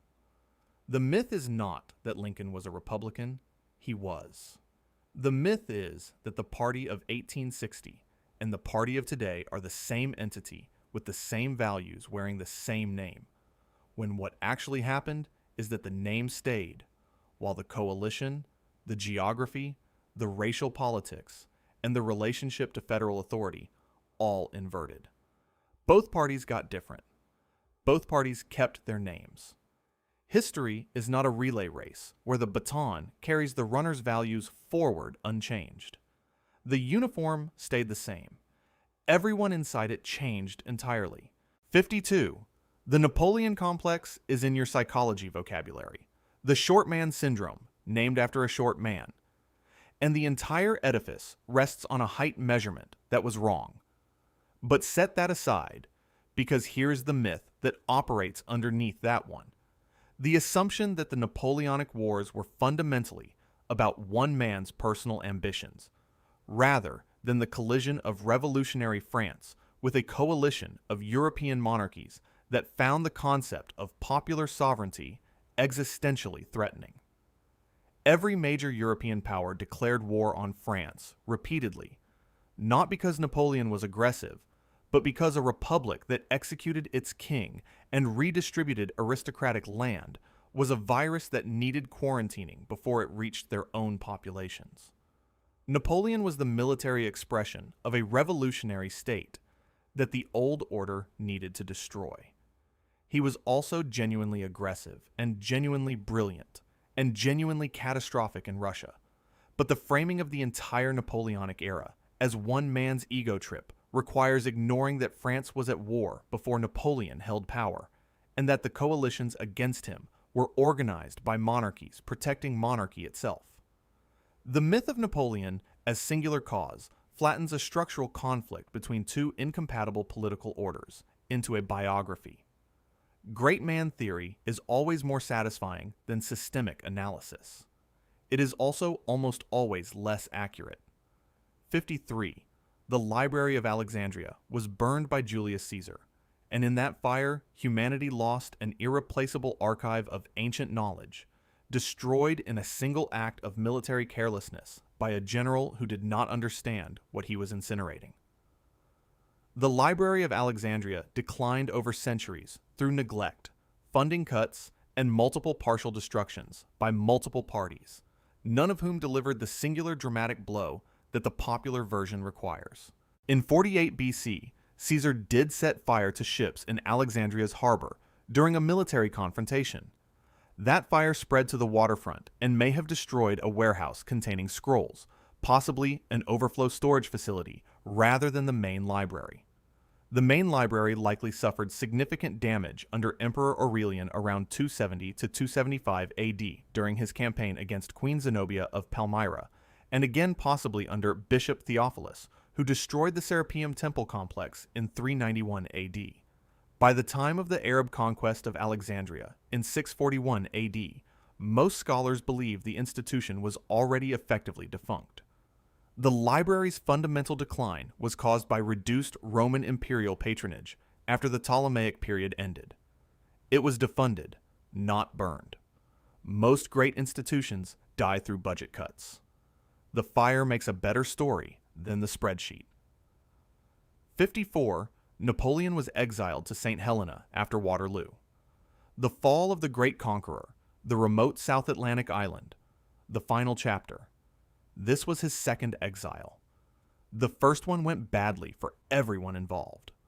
Following his defeat in the War of the Sixth Coalition, Napoleon abdicated for the first time in April 1814 and was exiled to Elba, a Mediterranean island roughly 12 miles long, where he was permitted to retain the title of emperor and was given sovereignty over the island itself, a staff of several hundred, and a pension.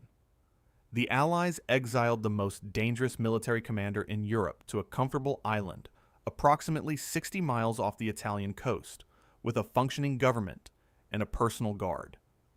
He escaped in February 1815 with approximately 700 men, landed in southern France, and within 20 days had reassembled enough of an army to march on Paris. King Louis XVIII fled the capital without a battle. Napoleon retook France through sheer reputation. The 100 Days ended at Waterloo in June 1815, and this time the Allies sent him to St. Helena, roughly 1,200 miles from the nearest landmass with no boats and a British garrison. The first exile was leaving a lion in a large cage with the door unlocked. The second exile was the lesson learned from the first. 55. The modern Olympics revived an ancient Greek tradition, connecting the 1986 Games to something 2,500 years old, creating continuity between the classical world and the modern one. Coubertin built a new institution and branded it with ancient intellectual property. The ancient Greek Olympics were religious festivals honoring Zeus, held at a specific sacred site at Olympia, open exclusively to free Greek men, and included events including the Pankration, an effectively ruleless fighting competition, and chariot racing, which have no modern equivalent. The medal system you associate with the Olympics is entirely modern. Ancient victors received an olive wreath and the kind of civic prestige that translated into material benefits at home. The ancient games were abolished in 393 AD by Emperor Theodosius I as pagan religious practice. There was no continuous tradition to revive because the tradition had been legally suppressed for nearly 1,500 years. Coubertin also personally opposed women's athletic competition. The 1896 Athens Games excluded women entirely, with limited inclusion beginning only at the 1900 Paris Games. The modern Olympics is a Victorian sporting philosophy, dressed in classical costume. The continuity with ancient Greece is a branding decision, not a historical fact. The ancient Greeks would have found the modern version both familiar in outline and alien in almost every specific detail. 56. George Washington had wooden teeth. The first president, the man who could not tell a lie, smiled through his public duties with a mouth full of timber. This is probably the most widely distributed false biographical detail in American popular history, taught to children as an illustrative fact about the founding era. Washington's dentures were never made of wood. They were constructed from materials including hippopotamus ivory as the base structure, combined with human teeth, cow, and horse teeth, and metal fasteners. The human teeth in his dentures were possibly sourced from enslaved people at Mount Vernon, based on financial records showing payments for teeth during the period when his dentures were being made. Washington suffered severe dental problems throughout his adult life and had only one natural tooth remaining by the time of his first inauguration in 1789. His dentures were crafted by Dr. John Greenwood, who used the hippopotamus ivory base precisely because it was hard and workable. The dentures stained and warped over time to a brown, wood-like appearance, which likely produced the wooden teeth misidentification in later accounts. The true story is significantly more disturbing than the myth. We replaced hippopotamus ivory and possibly enslaved people's teeth with wood because it was less upsetting. The sanitized version became the school lesson. 57. The Titanic was declared unsinkable by its builders, and the hubris of that claim explains the disaster. They said it could not sink. They did not load enough lifeboats, and the arrogance of the declaration killed 1,500 people. White Star Line never officially declared the Titanic unsinkable in its marketing materials. Their promotional content focused on luxury and scale, not unsinkability. The word unsinkable appeared in the Shipbuilder Trade magazine in 1911, which described the ship's watertight compartment design as making it practically unsinkable, which is a qualified engineering description of a specific safety feature, not a corporate boast. The unsinkable narrative was largely constructed after the sinking as a way of explaining the disaster, through the emotionally satisfying framework of hubris being punished. The Titanic carried 20 lifeboats, which actually exceeded the British Board of Trade's legal requirement for a vessel of its size at the time, because regulations had not kept pace with the dramatic increase in ship dimensions over the preceding decades. Captain Smith's decision to maintain near full speed, despite iceberg warnings, was standard industry practice driven by competitive pressure to make fast Atlantic crossings. The ship nobody officially called unsinkable became the permanent symbol of hubris about unsinkability. History needed a boast to punish. It invented one retroactively and made it more satisfying than the actual explanation, which was regulatory failure and bad weather. 58. Nero fiddled while Rome burned, indifferent and possibly delighted, playing music above a city in flames in the most vivid image of a leader's contemptuous detachment from disaster. Nero was almost certainly not in Rome when the fire started. Ancient historian Tacitus records that Nero was at his villa in Antium, the modern city of Anzio, roughly 35 miles from Rome, when the Great Fire broke out in 64 AD. The fiddle did not exist. The violin family of instruments was not developed until the 15th to 16th century AD, approximately 1400 years after Nero's death.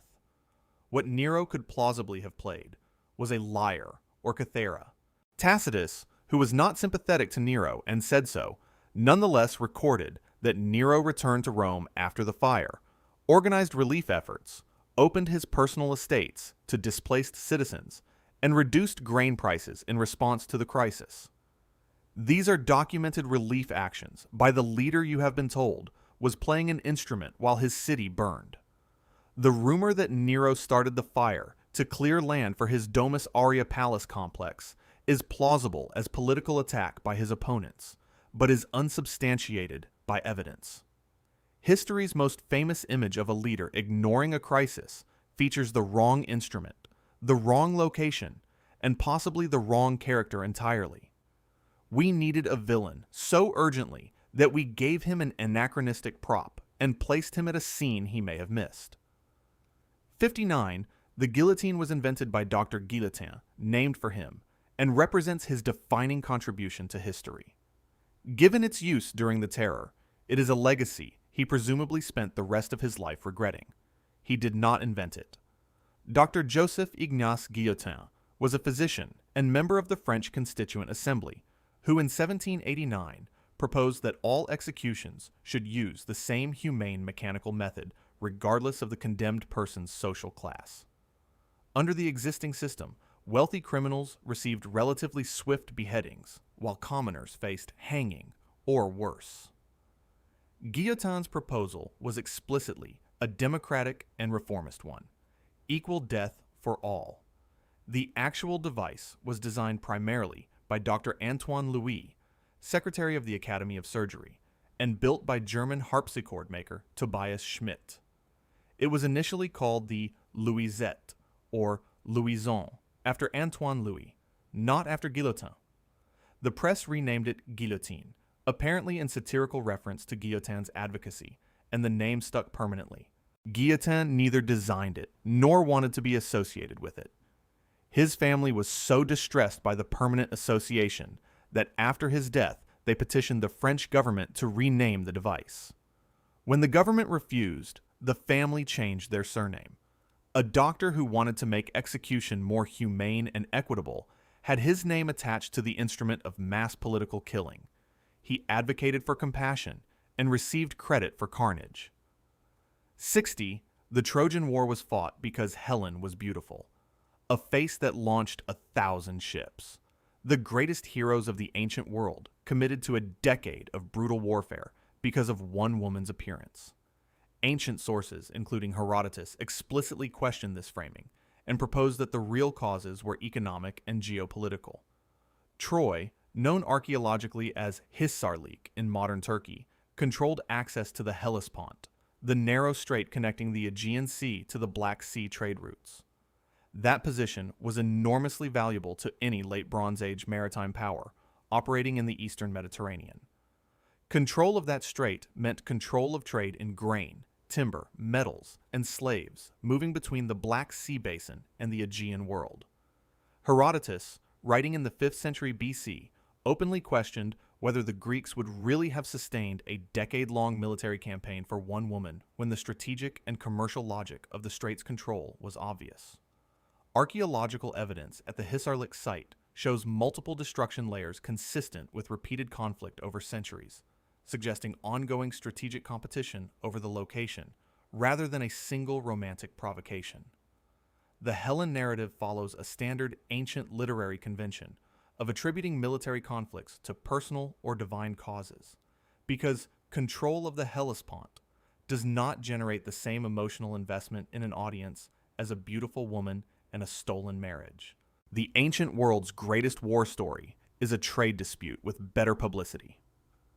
61. Pope Urban II launched the First Crusade in 1095 to reclaim Jerusalem for Christianity, driven by religious devotion and righteous indignation at Muslim control of the Holy Land. Urban's call to crusade was driven significantly by political calculations that had little to do with Jerusalem specifically.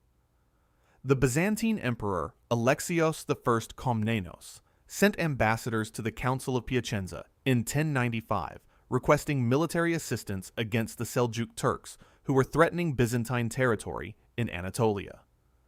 That specific request triggered Urban's planning. At the Council of Clermont in November 1095, Urban's sermon offered spiritual incentives, including indulgence and remission of sins, but also explicitly framed the campaign as a solution to a chronic problem: European knights fighting each other on European soil. Redirecting their violence outward served papal political interests by increasing church authority over feudal military forces. Jerusalem had been under various Muslim rulers since 638 AD, over 450 years, and had largely permitted Christian pilgrimage throughout that period. The immediate trigger for crusading sentiment was Seljuk disruption of pilgrimage routes, not a sudden new prohibition on Christian access. The First Crusade's popular wave also attacked and massacred Jewish communities in the Rhineland before ever reaching the Holy Land. The spiritual framing was genuine. It was also, simultaneously, very convenient for everyone who needed a reason to do what they already wanted to do. 62. Genghis Khan was a destroyer. Cities leveled, populations eliminated, civilization set back by centuries wherever the Mongol armies passed. The most prolific killer in history. Pure catastrophe in human form. The Mongol Empire under Genghis Khan and his successors created the largest contiguous land empire in history and established infrastructure that enabled an unprecedented era of Eurasian connectivity. The Mongol Yam system, a network of relay stations across the empire, enabled communication and the movement of goods across thousands of miles with efficiency that would not be matched in the region for centuries. Genghis Khan established a meritocratic military and administrative structure that promoted ability over birth, appointing governors, generals, and advisors based on demonstrated competence rather than aristocratic lineage. The Mongol Empire practiced formal religious tolerance. Genghis Khan consulted Buddhist monks, Muslim scholars, Christian priests, and Taoist masters, and exempted clergy of all faiths from taxation. The death toll attributed to the Mongol conquests is real and catastrophic, with estimates ranging from 20 to 40 million dead across the campaigns. The point is not that the destruction did not happen. It is that the same empire simultaneously created the most expansive free trade zone of the medieval world, built something resembling a postal service, and administered religious tolerance at a scale that most contemporary states did not attempt. He was the worst thing that happened to a city, and the best thing that happened to a trade route, sometimes within the same decade. 63. Mrs. O'Leary's cow kicked over a lantern in her barn on the night of October 8, 1871. And that is how the Great Chicago Fire started. It is the most specific and satisfying cause and effect origin story in American disaster history. A single animal providing the ignition point for a catastrophe that killed approximately 300 people and destroyed roughly 17,000 buildings. The reporter who wrote the cow lantern story, Michael Ahern of the Chicago Republican, admitted in 1893 that he had fabricated the detail to make his account more colorful and readable. That admission is in the historical record. Catherine O'Leary was investigated repeatedly and cleared by the Chicago Board of Police and Fire Commissioners. She spent the remainder of her life publicly humiliated by a story that its own author had acknowledged as invented, because the retraction received substantially less circulation than the original. A competing modern theory advanced by researcher Richard Bales points to Daniel Sullivan, called Pegleg, the first person to report the fire, as the possible accidental cause. Sullivan may have been in the barn, stealing milk when a lamp was knocked over. The fire spread as rapidly as it did because of Chicago's predominantly wooden building stock, drought conditions, and strong winds. The ignition source was far less important than the conditions that made the entire city combustible. A reporter invented a detail. The detail outlived the admission by over a century. 64. Alexander Graham Bell invented the telephone. Patent number 1, 74,465. March 7th, 1876. The name is on the patent, and the patent is on the invention. Antonio Meucci developed a voice communication device as early as 1849 and filed a patent caveat in 1871. A patent caveat was a preliminary filing intended to establish prior claim while the full application was being prepared. Meucci could not afford the $10 annual renewal fee in 1874, and the caveat lapsed. Bell's laboratory operated in the same building where Meucci's models had been stored when the caveat was active. Whether anyone connected to Bell had access to those models before Bell's own development work is the question that congressional investigators examined and did not resolve conclusively. Elisha Gray filed a patent caveat for a telephone on the same day Bell filed a full application in February 1876. The processing order of those two filings within that single day and whether Bell's assigned patent examiner had improper contact with Gray's caveat, generated litigation that lasted years and produced no clean resolution. The United States Congress passed a resolution in 2002 officially recognizing Mucci's contributions. Bell's patent was upheld legally, but has been described by historians as among the most contested in American patent history. A $10 renewal fee and 1 day of paperwork processing separated the credited inventor from two men who had strong claims to the same credit. 65. Elementary, my dear Watson, is the signature line of the most famous fictional detective in the English language, spoken so frequently in adaptations that most people are completely certain they have read it in the original Conan Doyle stories. It does not appear in any of the 60 original Sherlock Holmes stories. Holmes says elementary in a small number of stories. He addresses Watson as my dear Watson frequently throughout the canon. He never combines the two phrases into the complete sentence in any of the 4 novels or 56 short stories Arthur Conan Doyle wrote over 4 decades. The phrase was assembled by adapters and became standardized through stage productions and early films. P.G. Wodehouse referenced something close to it in a 1909 novel as a parody of how Holmes was already being popularly characterized, meaning the phrase was circulating in public consciousness by that date, despite never appearing in the source material. The 1929 film The Return of Sherlock Holmes has been cited as an early instance of an approximation on screen. This is one of the most studied examples of a confidently held false memory attached to a specific cultural source.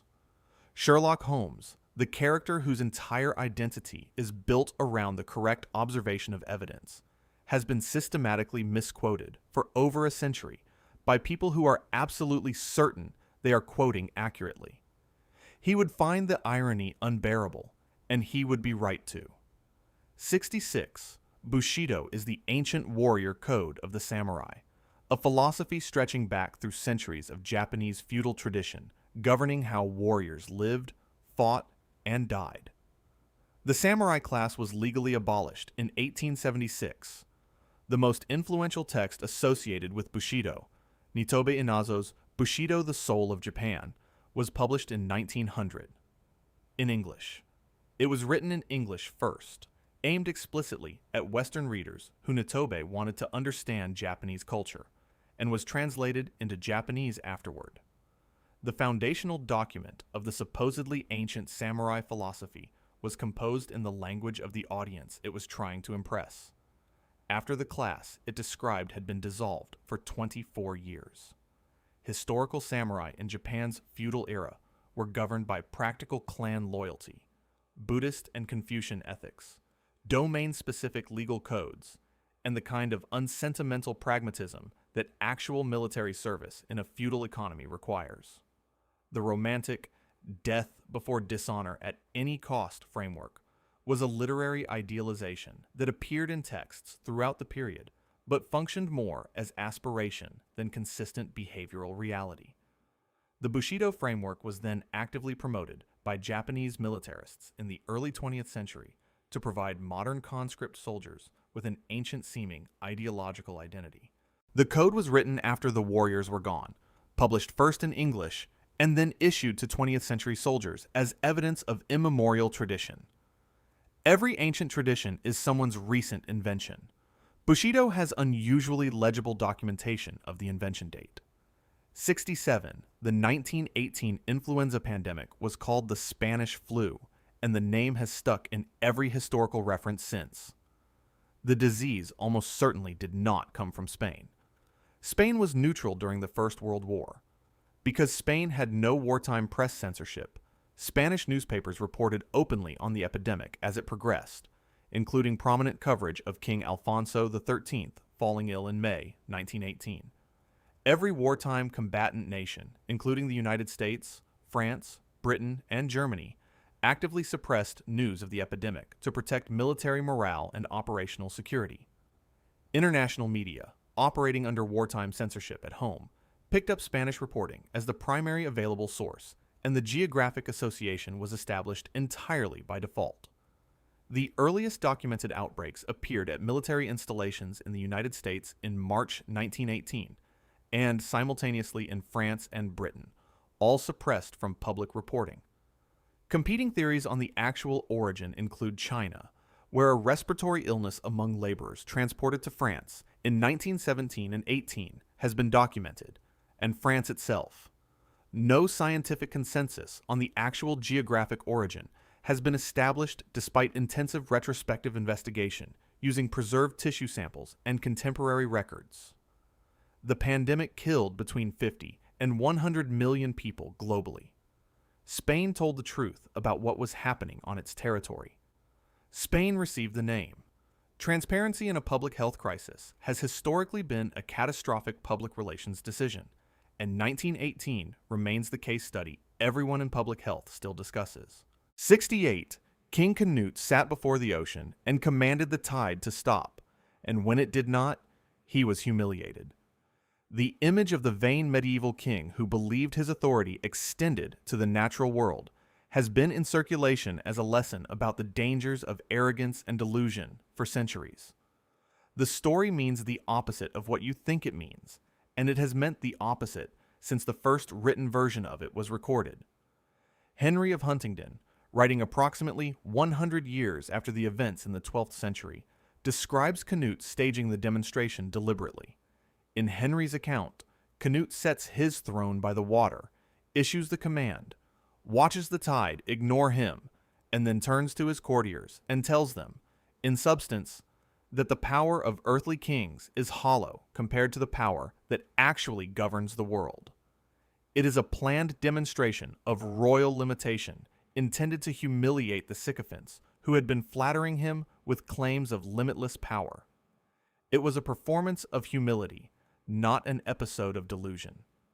The moral of the story traveled through centuries of retelling, and the framing flipped at some point, transforming a king who proved his limitations into a king who could not perceive them. Canute simultaneously governed England, Denmark, Norway, and parts of Sweden, a political achievement that requires a level of strategic sophistication somewhat above believing you can negotiate with the Atlantic Ocean. The lesson survived. The meaning was completely inverted. History is telephone played across centuries, with the original message lost somewhere in the middle.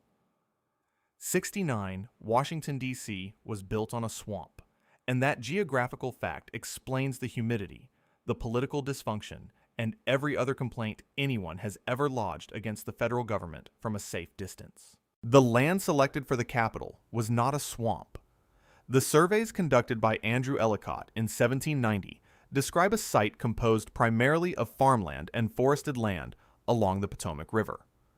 Private landowners were compensated for their property, which is not typically how swamp clearance works.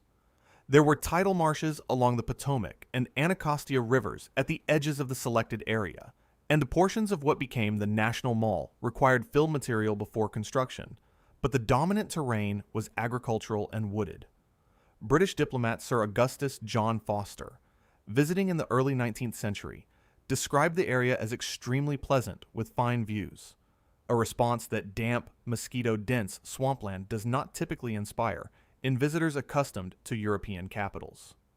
The city's notorious summer humidity is a product of its mid-Atlantic climate, its proximity to the Chesapeake Bay watershed, and the basic thermodynamics of a city built in that geographic region, features that would make any city in that location equally uncomfortable in July, regardless of what the original terrain looked like.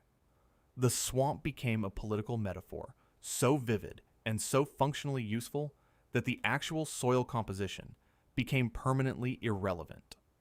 A mild exaggeration about some marshy riverbanks became an enduring architectural insult to the entire concept of federal governance. 70. Gerrymandering is named after Governor Elbridge Gerry because his state legislature drew a district in 1812 that looked like a salamander, producing a neat etymological story about how the shape of political corruption got its name. The district did not naturally look like a salamander. A cartoonist made it look like one. The Massachusetts legislature drew an oddly shaped state senate district in Essex County, designed to concentrate opposition voters and benefit the Democratic-Republican Party, which is straightforwardly what partisan redistricting does. The Boston Gazette's artist, possibly Gilbert Stuart, then took a printed map of the district and added claws, wings, and a head to the outline to make it resemble a monster for satirical effect. The creature was drawn onto the map after the political decision had already been made. The resulting cartoon was published in March 1812, and the term gerrymander circulated immediately as political satire. Jerry himself was not the architect of the specific district shape, which was designed by the legislature. He reportedly had personal reservations about the redistricting bill and signed it for party loyalty reasons, which is its own kind of political cowardice, but is different from authoring the map. The cartoonist invented the salamander. History blamed the governor. The cartoonist got half of a vocabulary word, and nobody remembers his name. 71.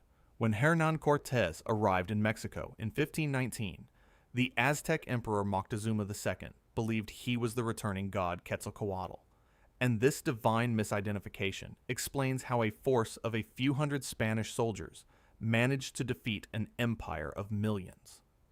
The Quetzalcoatl story is a post-conquest invention that served the explanatory needs of both Spanish colonial historiography and indigenous accounts produced under colonial conditions. Cortés's own letters to King Charles V, written during the conquest itself, contain no mention of any deity identification. The earliest Spanish accounts of the conquest do not include it either. The story appears most prominently in indigenous accounts compiled decades after the conquest, when Aztec informants were explaining the catastrophic defeat to Spanish friars in a context where attributing the loss to divine prophecy rather than military and epidemiological failure made emotional and cultural sense. Historian Camilla Townsend's research has argued the identification was a retrospective construction. The actual mechanisms of the conquest were smallpox epidemics that devastated Aztec populations before and during the campaign. Military alliances with tens of thousands of subject peoples who resented Mexican imperial domination, steel weapons, horses, and strategic maneuvering by Cortés that exploited existing political fractures. The conquest was explained through theology because complexity is harder to embed in a founding narrative than prophecy. Colonial historiography preferred the version where the conquered misidentified their conquerors as gods, because the alternative required acknowledging that the empire fell to disease and coalition politics. 72. The telephone was invented by Alexander Graham Bell. His name is on the patent, and the patent is the invention. Antonio Meucci built a working voice communication device as early as 1849. He filed a patent caveat, a formal preliminary claim establishing prior development, in 1871. He could not afford the $10 annual renewal fee in 1874. The caveat lapsed. Bell's laboratory was located in the same building where Meucci's models had been stored during the period the caveat was active. Elisha Gray filed a patent caveat for a telephone on February 14, 1876, the exact same day Bell filed a full patent application. The processing order of those two documents within that single business day, and whether Bell's assigned examiner had contact with Gray's filing before completing his review of Bell's application, was investigated by Congress and never cleanly resolved. Bell's patent was upheld after years of litigation, but has been described by telecommunications historians as among the most contested in American patent history. The United States Congress passed a resolution in 2002 formally recognizing Meucci's contributions to the telephone's invention. The credited inventor won a legal foot race decided by one day's paperwork processing. The man who built the device first lost his preliminary claim because he could not find $10 for a renewal fee. Patent law gave Bell history. History gave Meucci a congressional resolution 200 years too late to matter. 73. Sherlock Holmes said, "Elementary, my dear Watson," and you are certain you have read it because you have probably read at least one Sherlock Holmes story. And the line is so associated with the character that its presence in the original text feels like an established fact. It is not in any of the 60 original stories. Holmes uses elementary in a small number of stories. He addresses Watson as "my dear Watson" throughout the canon. He never places those two phrases together into the complete sentence in any of the 4 novels or 56 short stories Arthur Conan Doyle produced. The combined phrase was assembled by theatrical and film adapters and became progressively standardized through early 20th century productions.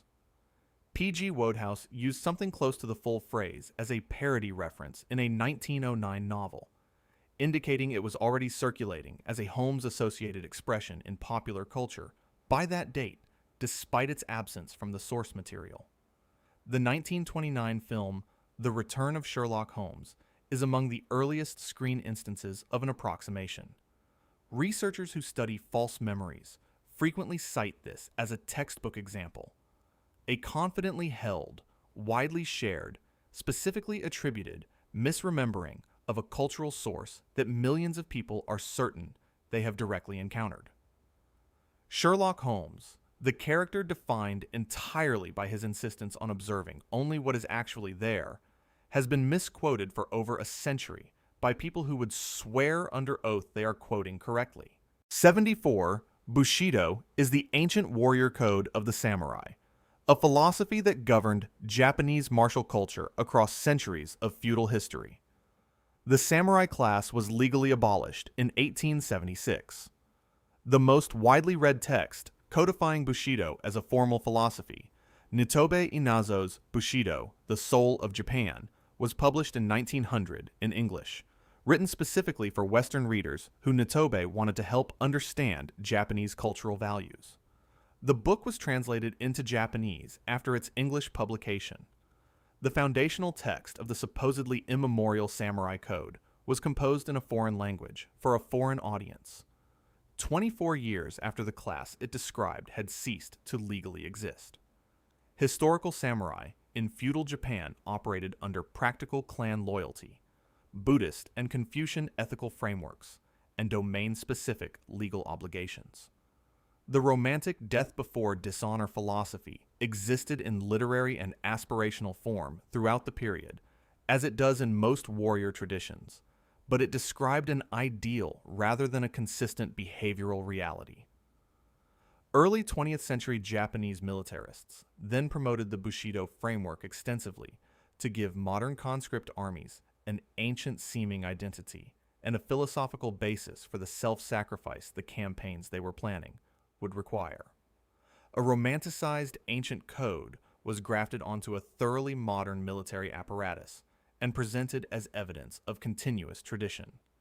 The ancient samurai code was written after the samurai were gone, published first in English, and then issued to 20th century soldiers as proof of their timeless warrior heritage.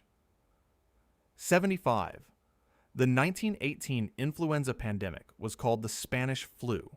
It originated in Spain, and the name correctly identifies the geographic source of the worst pandemic of the 20th century. Spain was neutral in the First World War. Spanish newspapers, operating without wartime press censorship, reported openly on the epidemic as it developed, including coverage of King Alfonso XIII's illness in May 1918. Every major wartime combatant, including the United States, France, Britain, and Germany, suppressed reporting on epidemic illness within their borders to protect military morale and deny the enemy useful information about force readiness. International media in censored countries picked up Spanish reporting as their primary available source, and the association between the disease and Spain was established entirely through the accident of who was permitted to tell the truth. The earliest documented outbreak clusters appeared at military installations, including Camp Funston in Kansas in March 1918, and simultaneously at facilities in France and Britain, all suppressed from public reporting at the time. The actual geographic origin remains scientifically unresolved, despite extensive retrospective investigation. Competing theories include the United States, China, and France. The pandemic killed between 50 and 100 million people worldwide. Spain reported what was happening honestly and received permanent naming credit for a disease that almost certainly did not begin there. Transparency in a crisis has historically been a poor epidemiological branding decision. 76, King Canute believed he could stop the tides and was publicly humiliated when he discovered he could not. The story of the deluded medieval monarch trying to command the ocean is one of history's most durable images of power, corrupted by flattery into genuine delusion. The earliest surviving account of this event records a story with the opposite moral. Henry of Huntingdon, writing around 1130 AD, roughly 100 years after the events, describes Canute staging the demonstration deliberately to rebuke his courtiers. In Henry's version, Canute sets his throne at the water's edge, issues the command, watches the tide come in anyway, then turns to the assembled nobles and explains that the power of earthly kings is weak and vain compared to the power that actually governs the sea. The demonstration was planned. The point was humility. He was performing the lesson for sycophants, who had been telling him his power was limitless, and he staged a theatrical refutation using the ocean as a prop. Somewhere in the centuries of retelling, the framing inverted completely. The king who manufactured a demonstration of his own limitations became the king who was surprised by them.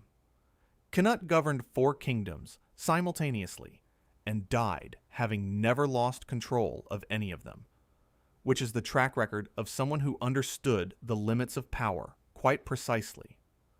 The lesson survived intact. Only the meaning was destroyed. 77. Pirates made captives walk the plank. The victim, hands possibly bound. The narrow board extending over dark water. The crew watching. The drop. It is in every pirate narrative produced for 3 centuries and feels as historically grounded as the ships themselves. Contemporaneous historical records from the golden age of piracy, running roughly 1650 to 1730, include extensive Admiralty court transcripts, trial testimony, and sailor accounts, and plank walking appears in essentially none of them. Documented pirate punishments from the period include marooning on uninhabited coastlines, flogging, keel hauling, and throwing captives overboard directly, all of which appear in the records. The plank does not. The first clear textual reference to plank walking as a pirate practice appears in a 1788 publication, decades after the Golden Age had concluded.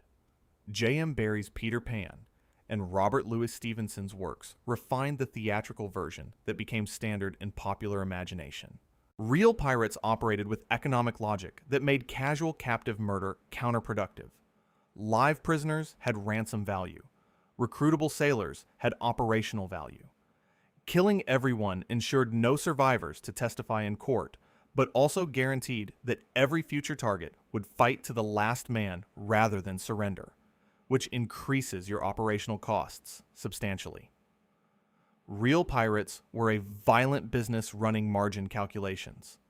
The plank was invented by novelists who found the margin calculations less cinematically compelling than a board over the ocean. 78. A penny dropped from the Empire State Building reaches lethal velocity and will kill anyone it strikes on the street. You may have been given this as a physics lesson or a civic responsibility reminder, or simply as a dramatic illustration of what happens to small objects dropped from great heights. A falling penny reaches terminal velocity well before reaching the street, and that terminal velocity is approximately 25 miles per hour. Terminal velocity is the speed at which air resistance equals gravitational pull. A penny weighs 1.5 grams and has a flat, irregular shape that causes it to tumble and flutter as it falls, generating significant drag relative to its mass. At 25 miles per hour, a penny striking skin causes stinging at most. This has been tested experimentally with results that were anticlimactic. No penetration, no serious injury. A denser, more aerodynamic object of greater mass would reach a higher terminal velocity, because its weight-to-drag ratio is more favorable. The penny's geometry specifically prevents it from becoming dangerous. The myth persists because height equals lethality is an accurate intuition for objects with favorable aerodynamics, and fails silently for objects like pennies that the air handles very efficiently. The Empire State Building penny has been preventing rooftop littering for decades on the basis of a physics outcome that cannot actually happen. Terminal velocity is the detail that ruins the warning, and nobody updates the warning. 79. The Pilgrims came to America seeking religious freedom, escaping persecution in England to build a society where conscience could govern worship without interference from the state. They had already found that. The separatist congregation left England in 1608 and relocated to Leiden in the Netherlands, where Dutch religious tolerance provided them complete freedom to worship according to their convictions. They remained in Leiden for approximately 12 years without religious persecution of any kind. Their own leader, William Bradford's account of why they left Leiden and went to America describes their actual motivations. Concerned that their children were assimilating into Dutch culture and losing their English identity and language, economic difficulty in the Dutch textile industry, and anxiety about a possible Spanish military intervention in the Netherlands. None of those reasons constitute religious persecution. The Mayflower also carried approximately equal numbers of non-separatist passengers hired by the Virginia Company for commercial purposes, making the voyage a business venture and a religious migration simultaneously. Plymouth Colony itself enforced strict religious conformity among its members and expelled those who dissented from community standards, which is a peculiar definition of religious liberty.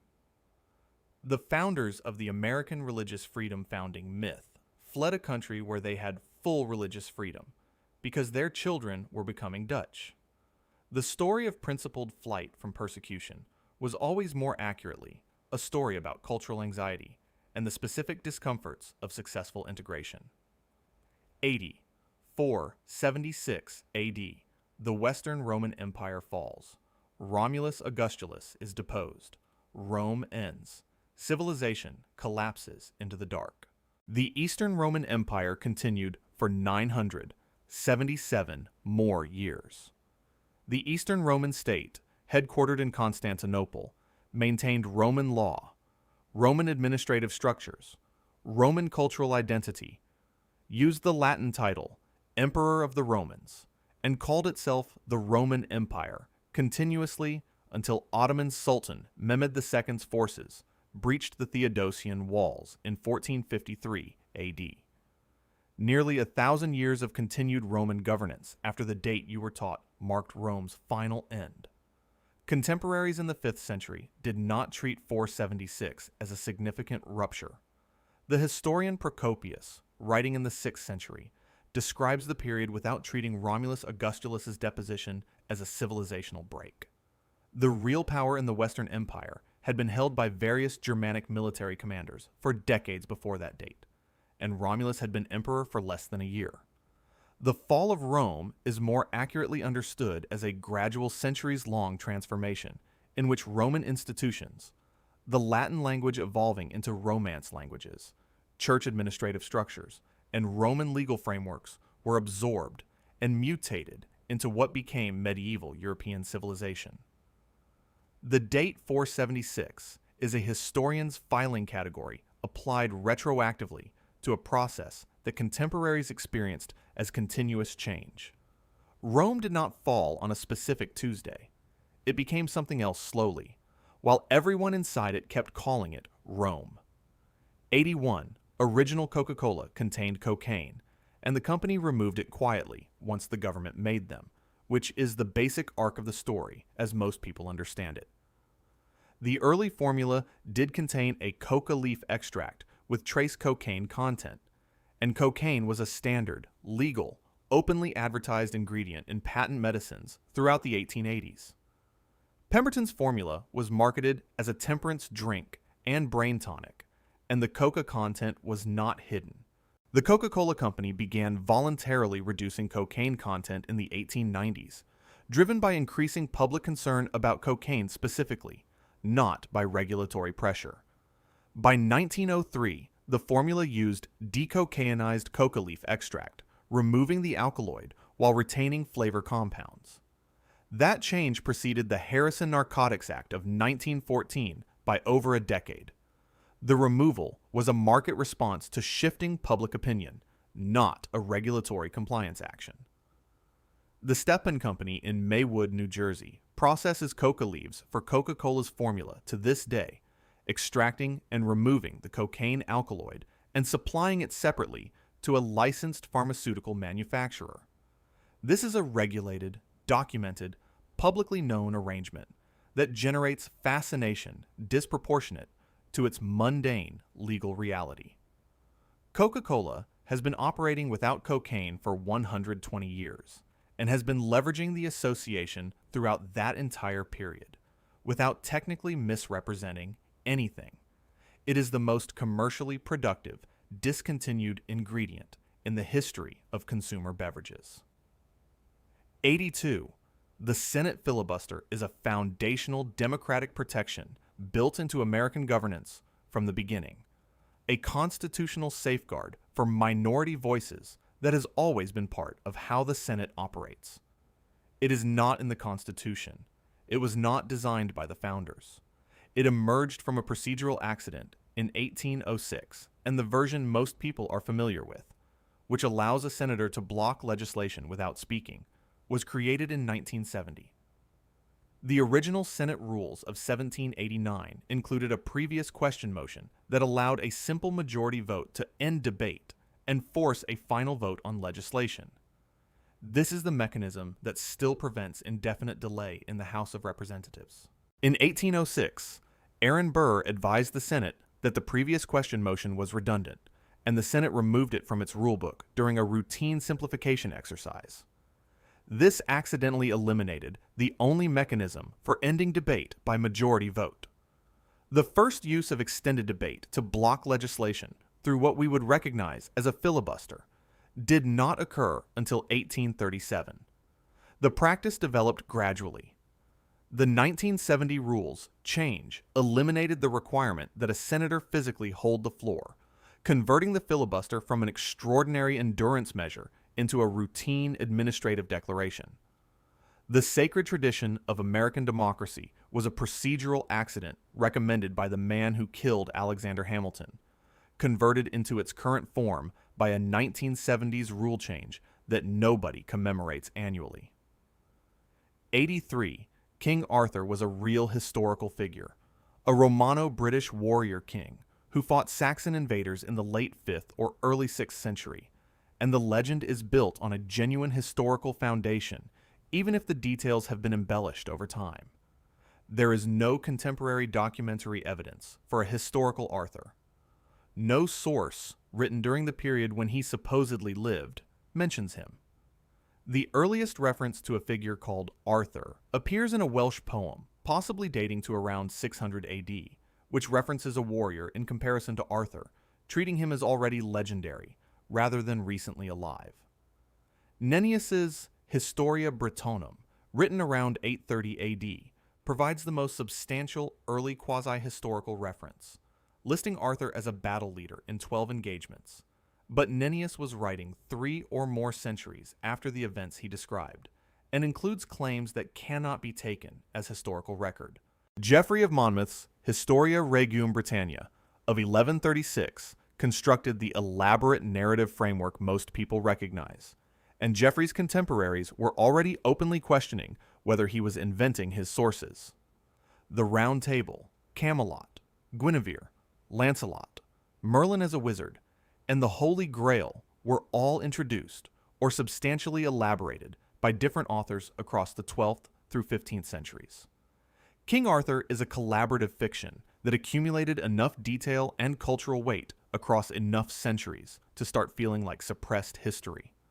The legend ate whatever kernel of local tradition may have existed and replaced it entirely with a better story. 84. The calendar marks year 1 as the year of Jesus' birth. BC counts backward from that moment, and AD counts forward, so the system at least gets the calibration right, even if it gets the metaphysics wrong. Most scholars place the historical Jesus' birth between 6 and 4 BC, meaning he was born several years before Christ according to the calendar system named after him. The monk Dionysius Exiguus calculated the calendar framework around 525 AD while reforming the method for computing Easter dates. He placed year 1 at his estimate of Jesus' birth. Herod the Great, described in the Gospel of Matthew as ordering the massacre of infants in Bethlehem around the time of the Nativity, died in 4 BC according to independent historical sources, including Josephus. If the Gospel account is historically accurate about Herod's involvement, the birth must have occurred before 4 BC. The calculation error was identified by the Venerable Bede within approximately 2 centuries of the original mistake. The calendar was by then embedded in too many documents, institutions, and administrative systems across too many jurisdictions to be reformed retroactively. The error was found, acknowledged, and preserved because fixing it was more disruptive than living with it. A 6th century monk did the arithmetic wrong, an 8th century monk noticed, and the entire world carried the mistake forward for another 1,300 years because the alternative was worse. 85. Mount Everest is the tallest mountain in the world, and this is the kind of geographical bedrock fact that you would stake your reputation on in an argument because it appears in every atlas, every geography curriculum, and every list of basic planetary facts produced in any language. Everest is the highest point above sea level, which is the specific measurement that was established when the Great Trigonometric Survey of India identified it in 1852. That measurement is accurate. It is also one of 3 different correct answers to the question of which mountain is tallest, depending entirely on which measurement you use. The Earth bulges at the equator due to its rotation, making equatorial regions farther from the planet's center than polar regions. Chimborazo in Ecuador stands only 6,268 meters above sea level, but is approximately 6,384 kilometers from the Earth's center, placing its summit farther from the planet's core than Everest's summit. By that measurement, Chimborazo is taller. Mauna Kea in Hawaii rises approximately 10,210 meters from its base on the ocean floor to its summit, more than a mile greater than Everest measured the same way, with the majority of that height below the Pacific surface. Everest wins the category defined by the measurement that was chosen in 1852 and taught to you as the only valid one. Geography class presented one framework and called the resulting answer a universal fact. It was always a definitional choice, dressed as objective truth. 86. Einstein's theory of relativity proved that everything is relative, that truth is perspective dependent, that moral positions are equally valid, and that the greatest physicist of the 20th century lent scientific authority to the philosophical position that nothing is objectively true. Einstein's theories of special and general relativity are constructed on constants, not on variability. Special relativity, published in 1905, rests on 2 foundational postulates stated as absolutes. The laws of physics are identical in all inertial reference frames, and the speed of light in a vacuum is constant for every observer regardless of their motion or the motion of the light source. The speed of light does not vary by perspective. It is one of the most precisely measured constants in all of science. Einstein reportedly preferred calling his work Invariantentheorie, the theory of invariance, because the unchanging speed of light was the actual foundation, not the relativism of measurements that different observers record. He objected during his lifetime to extensions of the word relativity into moral or philosophical contexts, and recognized the category error explicitly. His work was recruited into belief systems he repeatedly rejected in writing. He built the most precise physical framework of his era on an absolute, named it poorly, and spent the remaining decades of his life watching the name be used to argue that precision itself is impossible. 87. the Statue of Liberty was a gift of friendship from the French government to the American people. A state-to-state gesture celebrating shared democratic values and the alliance forged during the Revolutionary War period. The French government did not fund it. It was the project of a small group of French political liberals, funded through public subscription campaigns, and it was conceived as much as a critique of French political conditions as a tribute to American ones. Edouard de la Boulaye conceived the idea around 1865, during the period when France was governed by Napoleon III's authoritarian Second Empire. The statue was an aspiration for France as much as a celebration of America, pointing at a republican model that French liberals wanted their own country to adopt. Sculptor Frederic Auguste Bartholdi championed the physical project. French funding came through public lotteries and subscription campaigns after wealthy French donors declined to cover the cost. The American pedestal was funded separately through a public subscription campaign driven substantially by Joseph Pulitzer, who used his newspaper to embarrass wealthy Americans into contributing after official sources passed. The statue arrived in 214 crates in 1885 and functioned primarily as a lighthouse for its first years. The Ellis Island immigration symbolism was retrospective, a sign by the population that sailed past it.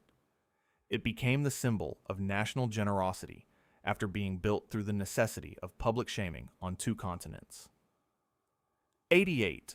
Medieval people believed the Earth was flat, which is why Columbus's voyage was so controversial, and why the age of exploration required such extraordinary courage to challenge the dominant geographical consensus.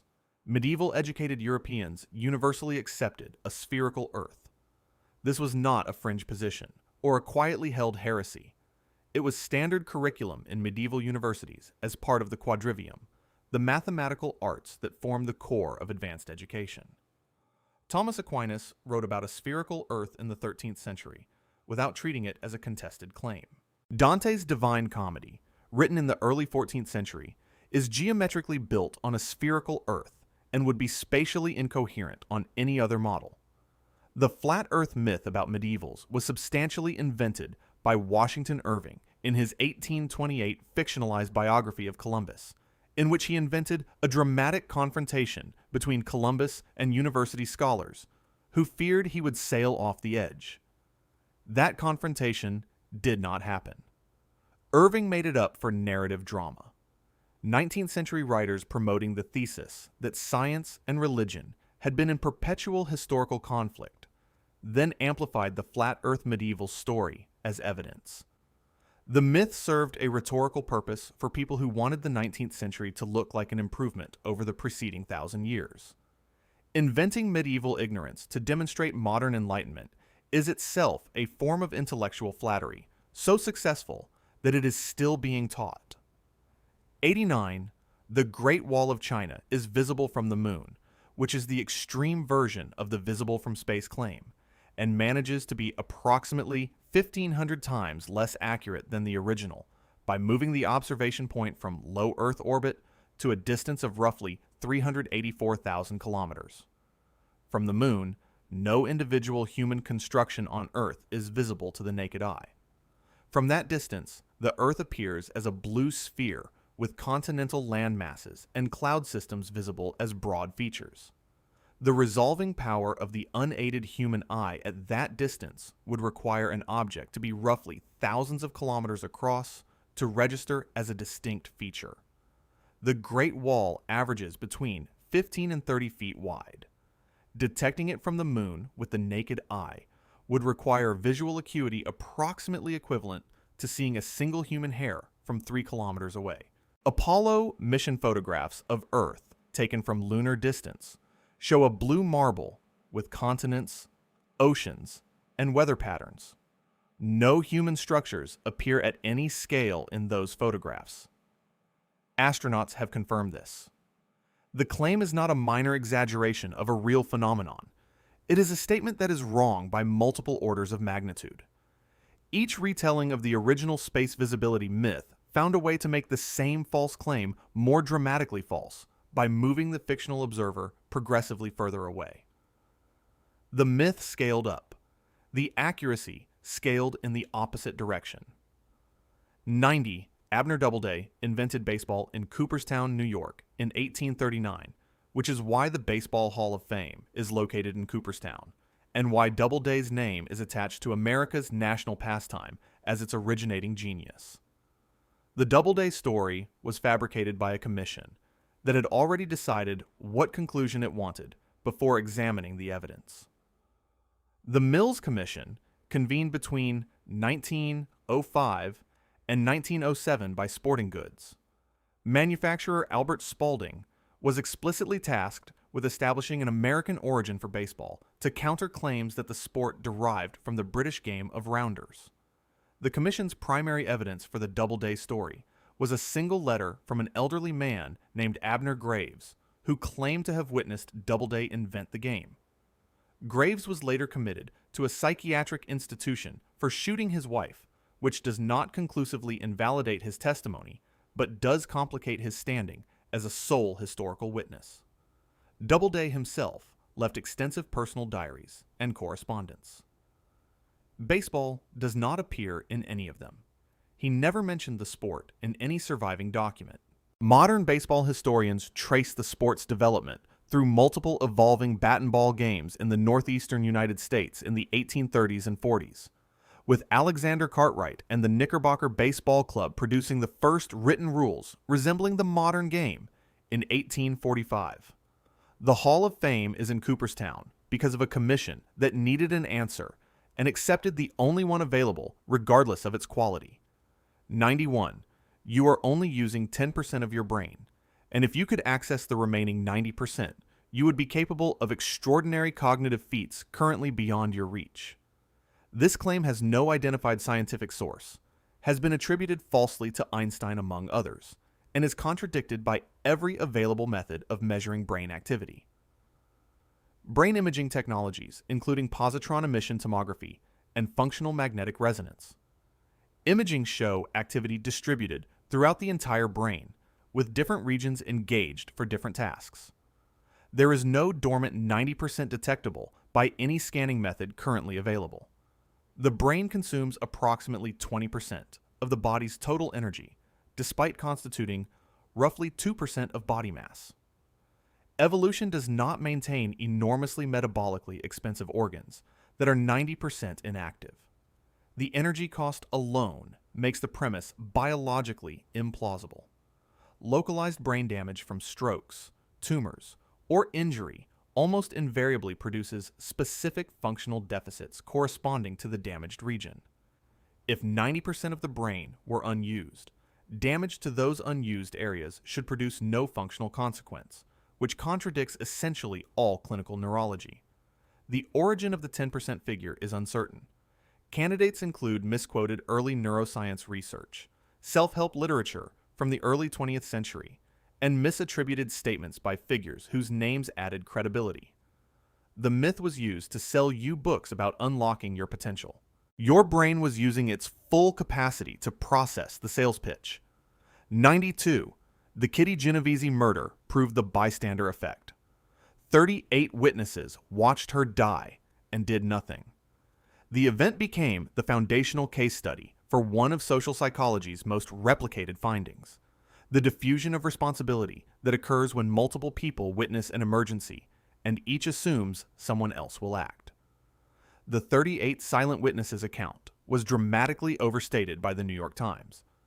A re-examination begun by researcher Joseph DeMay in 2007, followed by academic investigation, found that the original reporting significantly misrepresented what the witnesses actually saw and heard.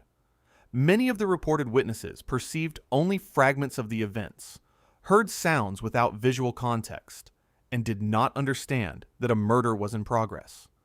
At least one neighbor, Sophia Farrar, did go to Genovese's aid during the second attack and held her as she died. A neighbor called police. The 38 witnesses narrative was constructed by Times editor A.M. Rosenthal, working from initial police characterizations before thorough investigation had been completed. Rosenthal later expanded the account into a book that perpetuated the framing. The bystander effect as a psychological phenomenon is real, has been replicated in controlled experimental conditions, and was productively investigated by John Darley and Bibb Latani in research directly inspired by the case. The underlying psychology is genuine. The founding anecdote that generated the research was substantially wrong. Social psychology built a real finding on a false premise and spent decades not examining the foundation.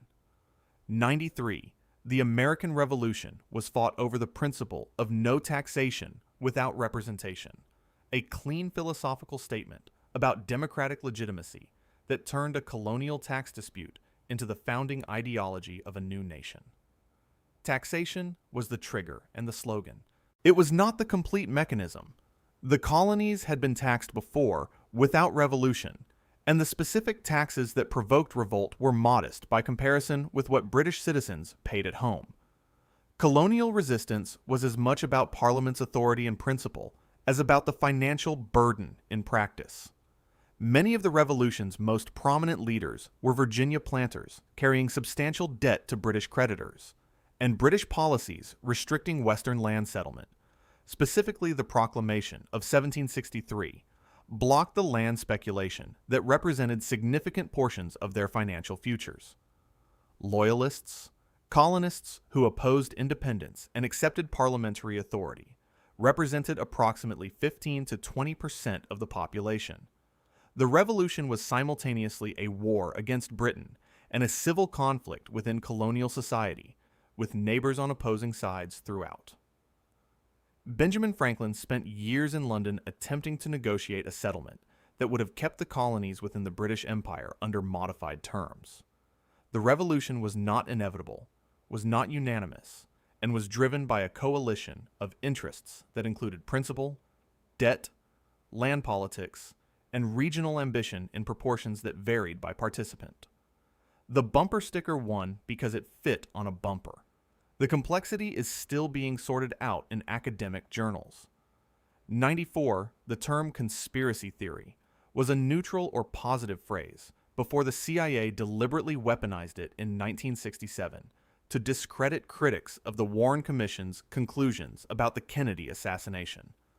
The phrase conspiracy theory appears in American newspapers and academic literature with a dismissive connotation from the early 20th century onward, well before 1967.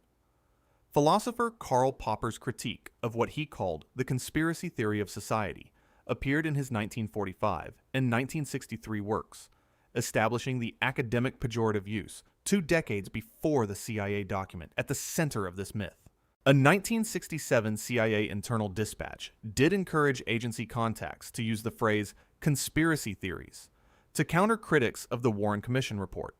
That document is real, is declassified, and is in the public record. The question is whether the CIA invented the pejorative use or exploited an existing one. The evidence clearly supports the latter. The phrase carried dismissive connotations before the CIA found it useful, and the agency deployed a pre-existing rhetorical tool rather than creating a new one. The conspiracy theory about the origin of the term conspiracy theory requires ignoring 40 years of prior usage that predates the supposed invention. The CIA amplified the dismissal. They did not manufacture it.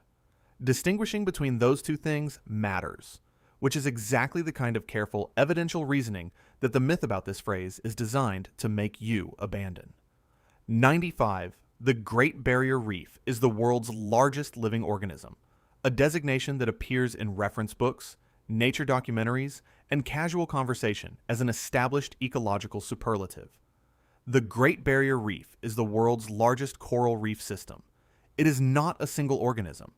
It is an ecosystem composed of billions of individual coral polyps, alongside thousands of associated species of fish, mollusks, algae, and other marine life.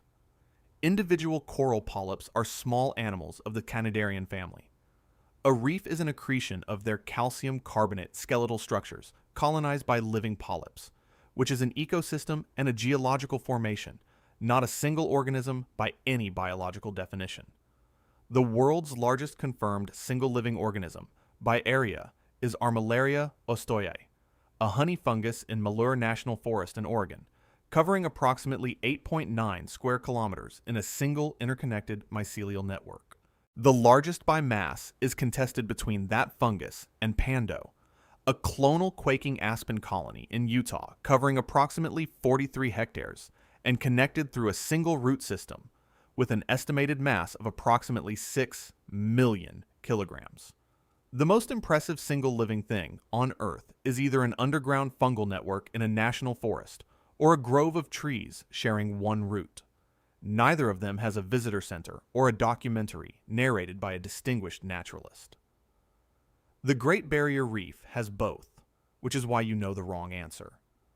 96 medieval people lived to about 35 years on average, which means that anyone who reached 40 was elderly.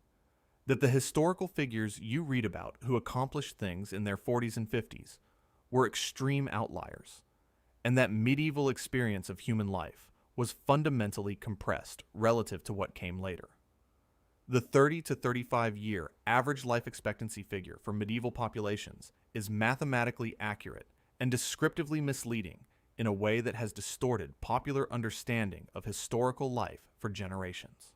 That average is pulled downward by catastrophically high infant and child mortality. Estimates suggest that between 30 and 50% of children in medieval populations died before reaching age 5. When that volume of early death is included in a population average, the resulting number describes the infant mortality rate far more than it describes adult lifespan. Adults who survived to their mid-20s in medieval England could expect to live into their late 50s or 60s on average. Historical records document abundant individuals living well into old age throughout the medieval period. Geoffrey Chaucer died around age 60. Edward I of England died at 68. The confusion between average life expectancy at birth and expected adult lifespan is a persistent statistical error that people deploy with great confidence when arguing that the past was uniformly brutal and brief. Remove the dead children from the calculation, and medieval adults lived lives that would not strike you as radically shorter than those of their descendants 2 centuries later. 97. The United States has always had a two-party system. It is structurally inevitable given the electoral framework, and the dominance of Democrats and Republicans reflects something permanent and foundational about American political organization. The country had effectively one dominant party for a period. The Democratic-Republican Party of Jefferson and Madison was the only significant national political organization from approximately 1816 to 1824, a period historians call the Era of Good Feelings, during which partisan competition essentially did not exist at the national level. The Whig Party was a major party from 1833 to 1856, produced 4 presidents, and then collapsed entirely over the question of slavery, ceasing to exist as a national force within years. The Republican Party replaced it and has remained since, but the replacement of one major party by another demonstrates that parties can and do die completely. Third-party and independent candidates have shaped critical elections throughout American history. Theodore Roosevelt's Progressive Party received 27% of the popular vote in 1912. Ross Perot received 18.9% in 1992. George Wallace received 13.5% of the popular vote and 46 electoral votes in 1968. The two-party dynamic is maintained by ballot access laws and winner-take-all electoral structures that the two parties have legislated to perpetuate their own dominance. It is a self-maintaining arrangement, not a natural law. The Whigs would like to offer a counter-argument, but they cannot get on the ballot. 98. The dodo was hunted to extinction by Dutch sailors who arrived on Mauritius and ate every last one, making it the definitive cautionary tale about human predation and the vulnerability of species that evolved without natural enemies. Hunting was a factor. It was probably not the primary cause.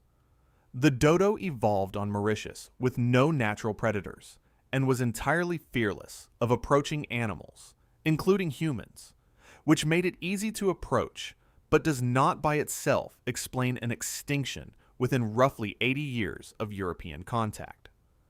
Dutch settlers brought rats, pigs, monkeys, and dogs to Mauritius. These introduced species were highly effective predators of ground-level nests. Dodos nested on the ground, and their eggs and chicks were completely defenseless against the mammals that arrived with the colonists. Habitat clearance for agriculture simultaneously compressed the available range. Historical accounts from the period suggest that European sailors found dodo meat unappetizing and did not prize it as a food source, which complicates the "they ate them all" narrative. The timeline from first contact in 1598 to effective extinction by approximately 1681 is consistent with the combined pressure of introduced predators, habitat loss, and incidental hunting rather than targeted consumption as the primary driver. The lesson is not simply, do not hunt the defenseless bird. It is, do not bring rats, pigs, and monkeys to an island with defenseless birds, which is a more complicated instruction and has therefore received less circulation as a moral. 99. Stalin took power immediately after Lenin's death in January 1924 and led the Soviet Union from that point until his own death in 1953. A continuous, unbroken dictatorship of nearly 3 decades established through a clean succession. Stalin did not take power immediately. Lenin died in January 1924, and the immediate successor structure was a collective Politburo leadership, in which Stalin held the position of General Secretary, an administrative role that managed party organization and personnel, but did not constitute automatic supreme authority. Lenin's political testament, dictated in December 1922 and January 1923, explicitly warned the party about Stalin's character and suggested he be removed from the General Secretary position. The letter was suppressed by the collective leadership, partly because it was critical of multiple figures simultaneously. Stalin's consolidation of power took 5 years and involved successive tactical alliances and calculated betrayals. He allied first with Zinoviev and Kamenev against Trotsky from 1923 to 1925, then pivoted against Zinoviev and Kamenev with Bukharin from 1925 to 1927, then moved against Bukharin from 1928 to 1929. Trotsky was expelled from the party in 1927, expelled from the Soviet Union in 1929, and assassinated in Mexico in 1940. A 16-year campaign to eliminate a single rival conducted across 2 continents. Stalin did not seize power. He waited while his colleagues destroyed each other and then collected what was left. History remembers the outcome. The patience was the actual instrument. 100, the Hindenburg disaster ended the airship era because the explosion demonstrated that hydrogen-filled passenger craft were inherently too dangerous to operate commercially. The disaster accelerated the end of commercial airship travel, but did not cause it single-handedly, and the specific use of hydrogen rather than helium was the product of an American export embargo rather than an engineering preference. The Hindenburg was designed to use helium as its lifting gas. Helium is non-flammable and would have made the disaster scenario significantly less likely. The United States held a near monopoly on commercially viable helium production and refused to export it to Nazi Germany under the Helium Control Act and subsequent policy decisions driven by geopolitical concerns about German military capability. Germany was forced to use hydrogen, which is highly flammable, because the preferred non-flammable alternative was being withheld by deliberate American trade policy. The fire on May 6, 1937, over Lakehurst, New Jersey, killed 36 of the 97 people on board. The death toll was lower than initial expectations given the scale of the visible destruction, partly because hydrogen flames rise rather than engulf the surrounding structure immediately. Commercial airship operations continued briefly after the disaster. It was the combination of the event's public relations impact, the disruption of the Second World War, and improving airplane economics that collectively ended the era. The most cinematic industrial disaster of the 20th century was partly caused by a trade embargo. Herbert Morrison's radio broadcast gave the world the emotion. The Helium Control Act gave the world the fire. 101.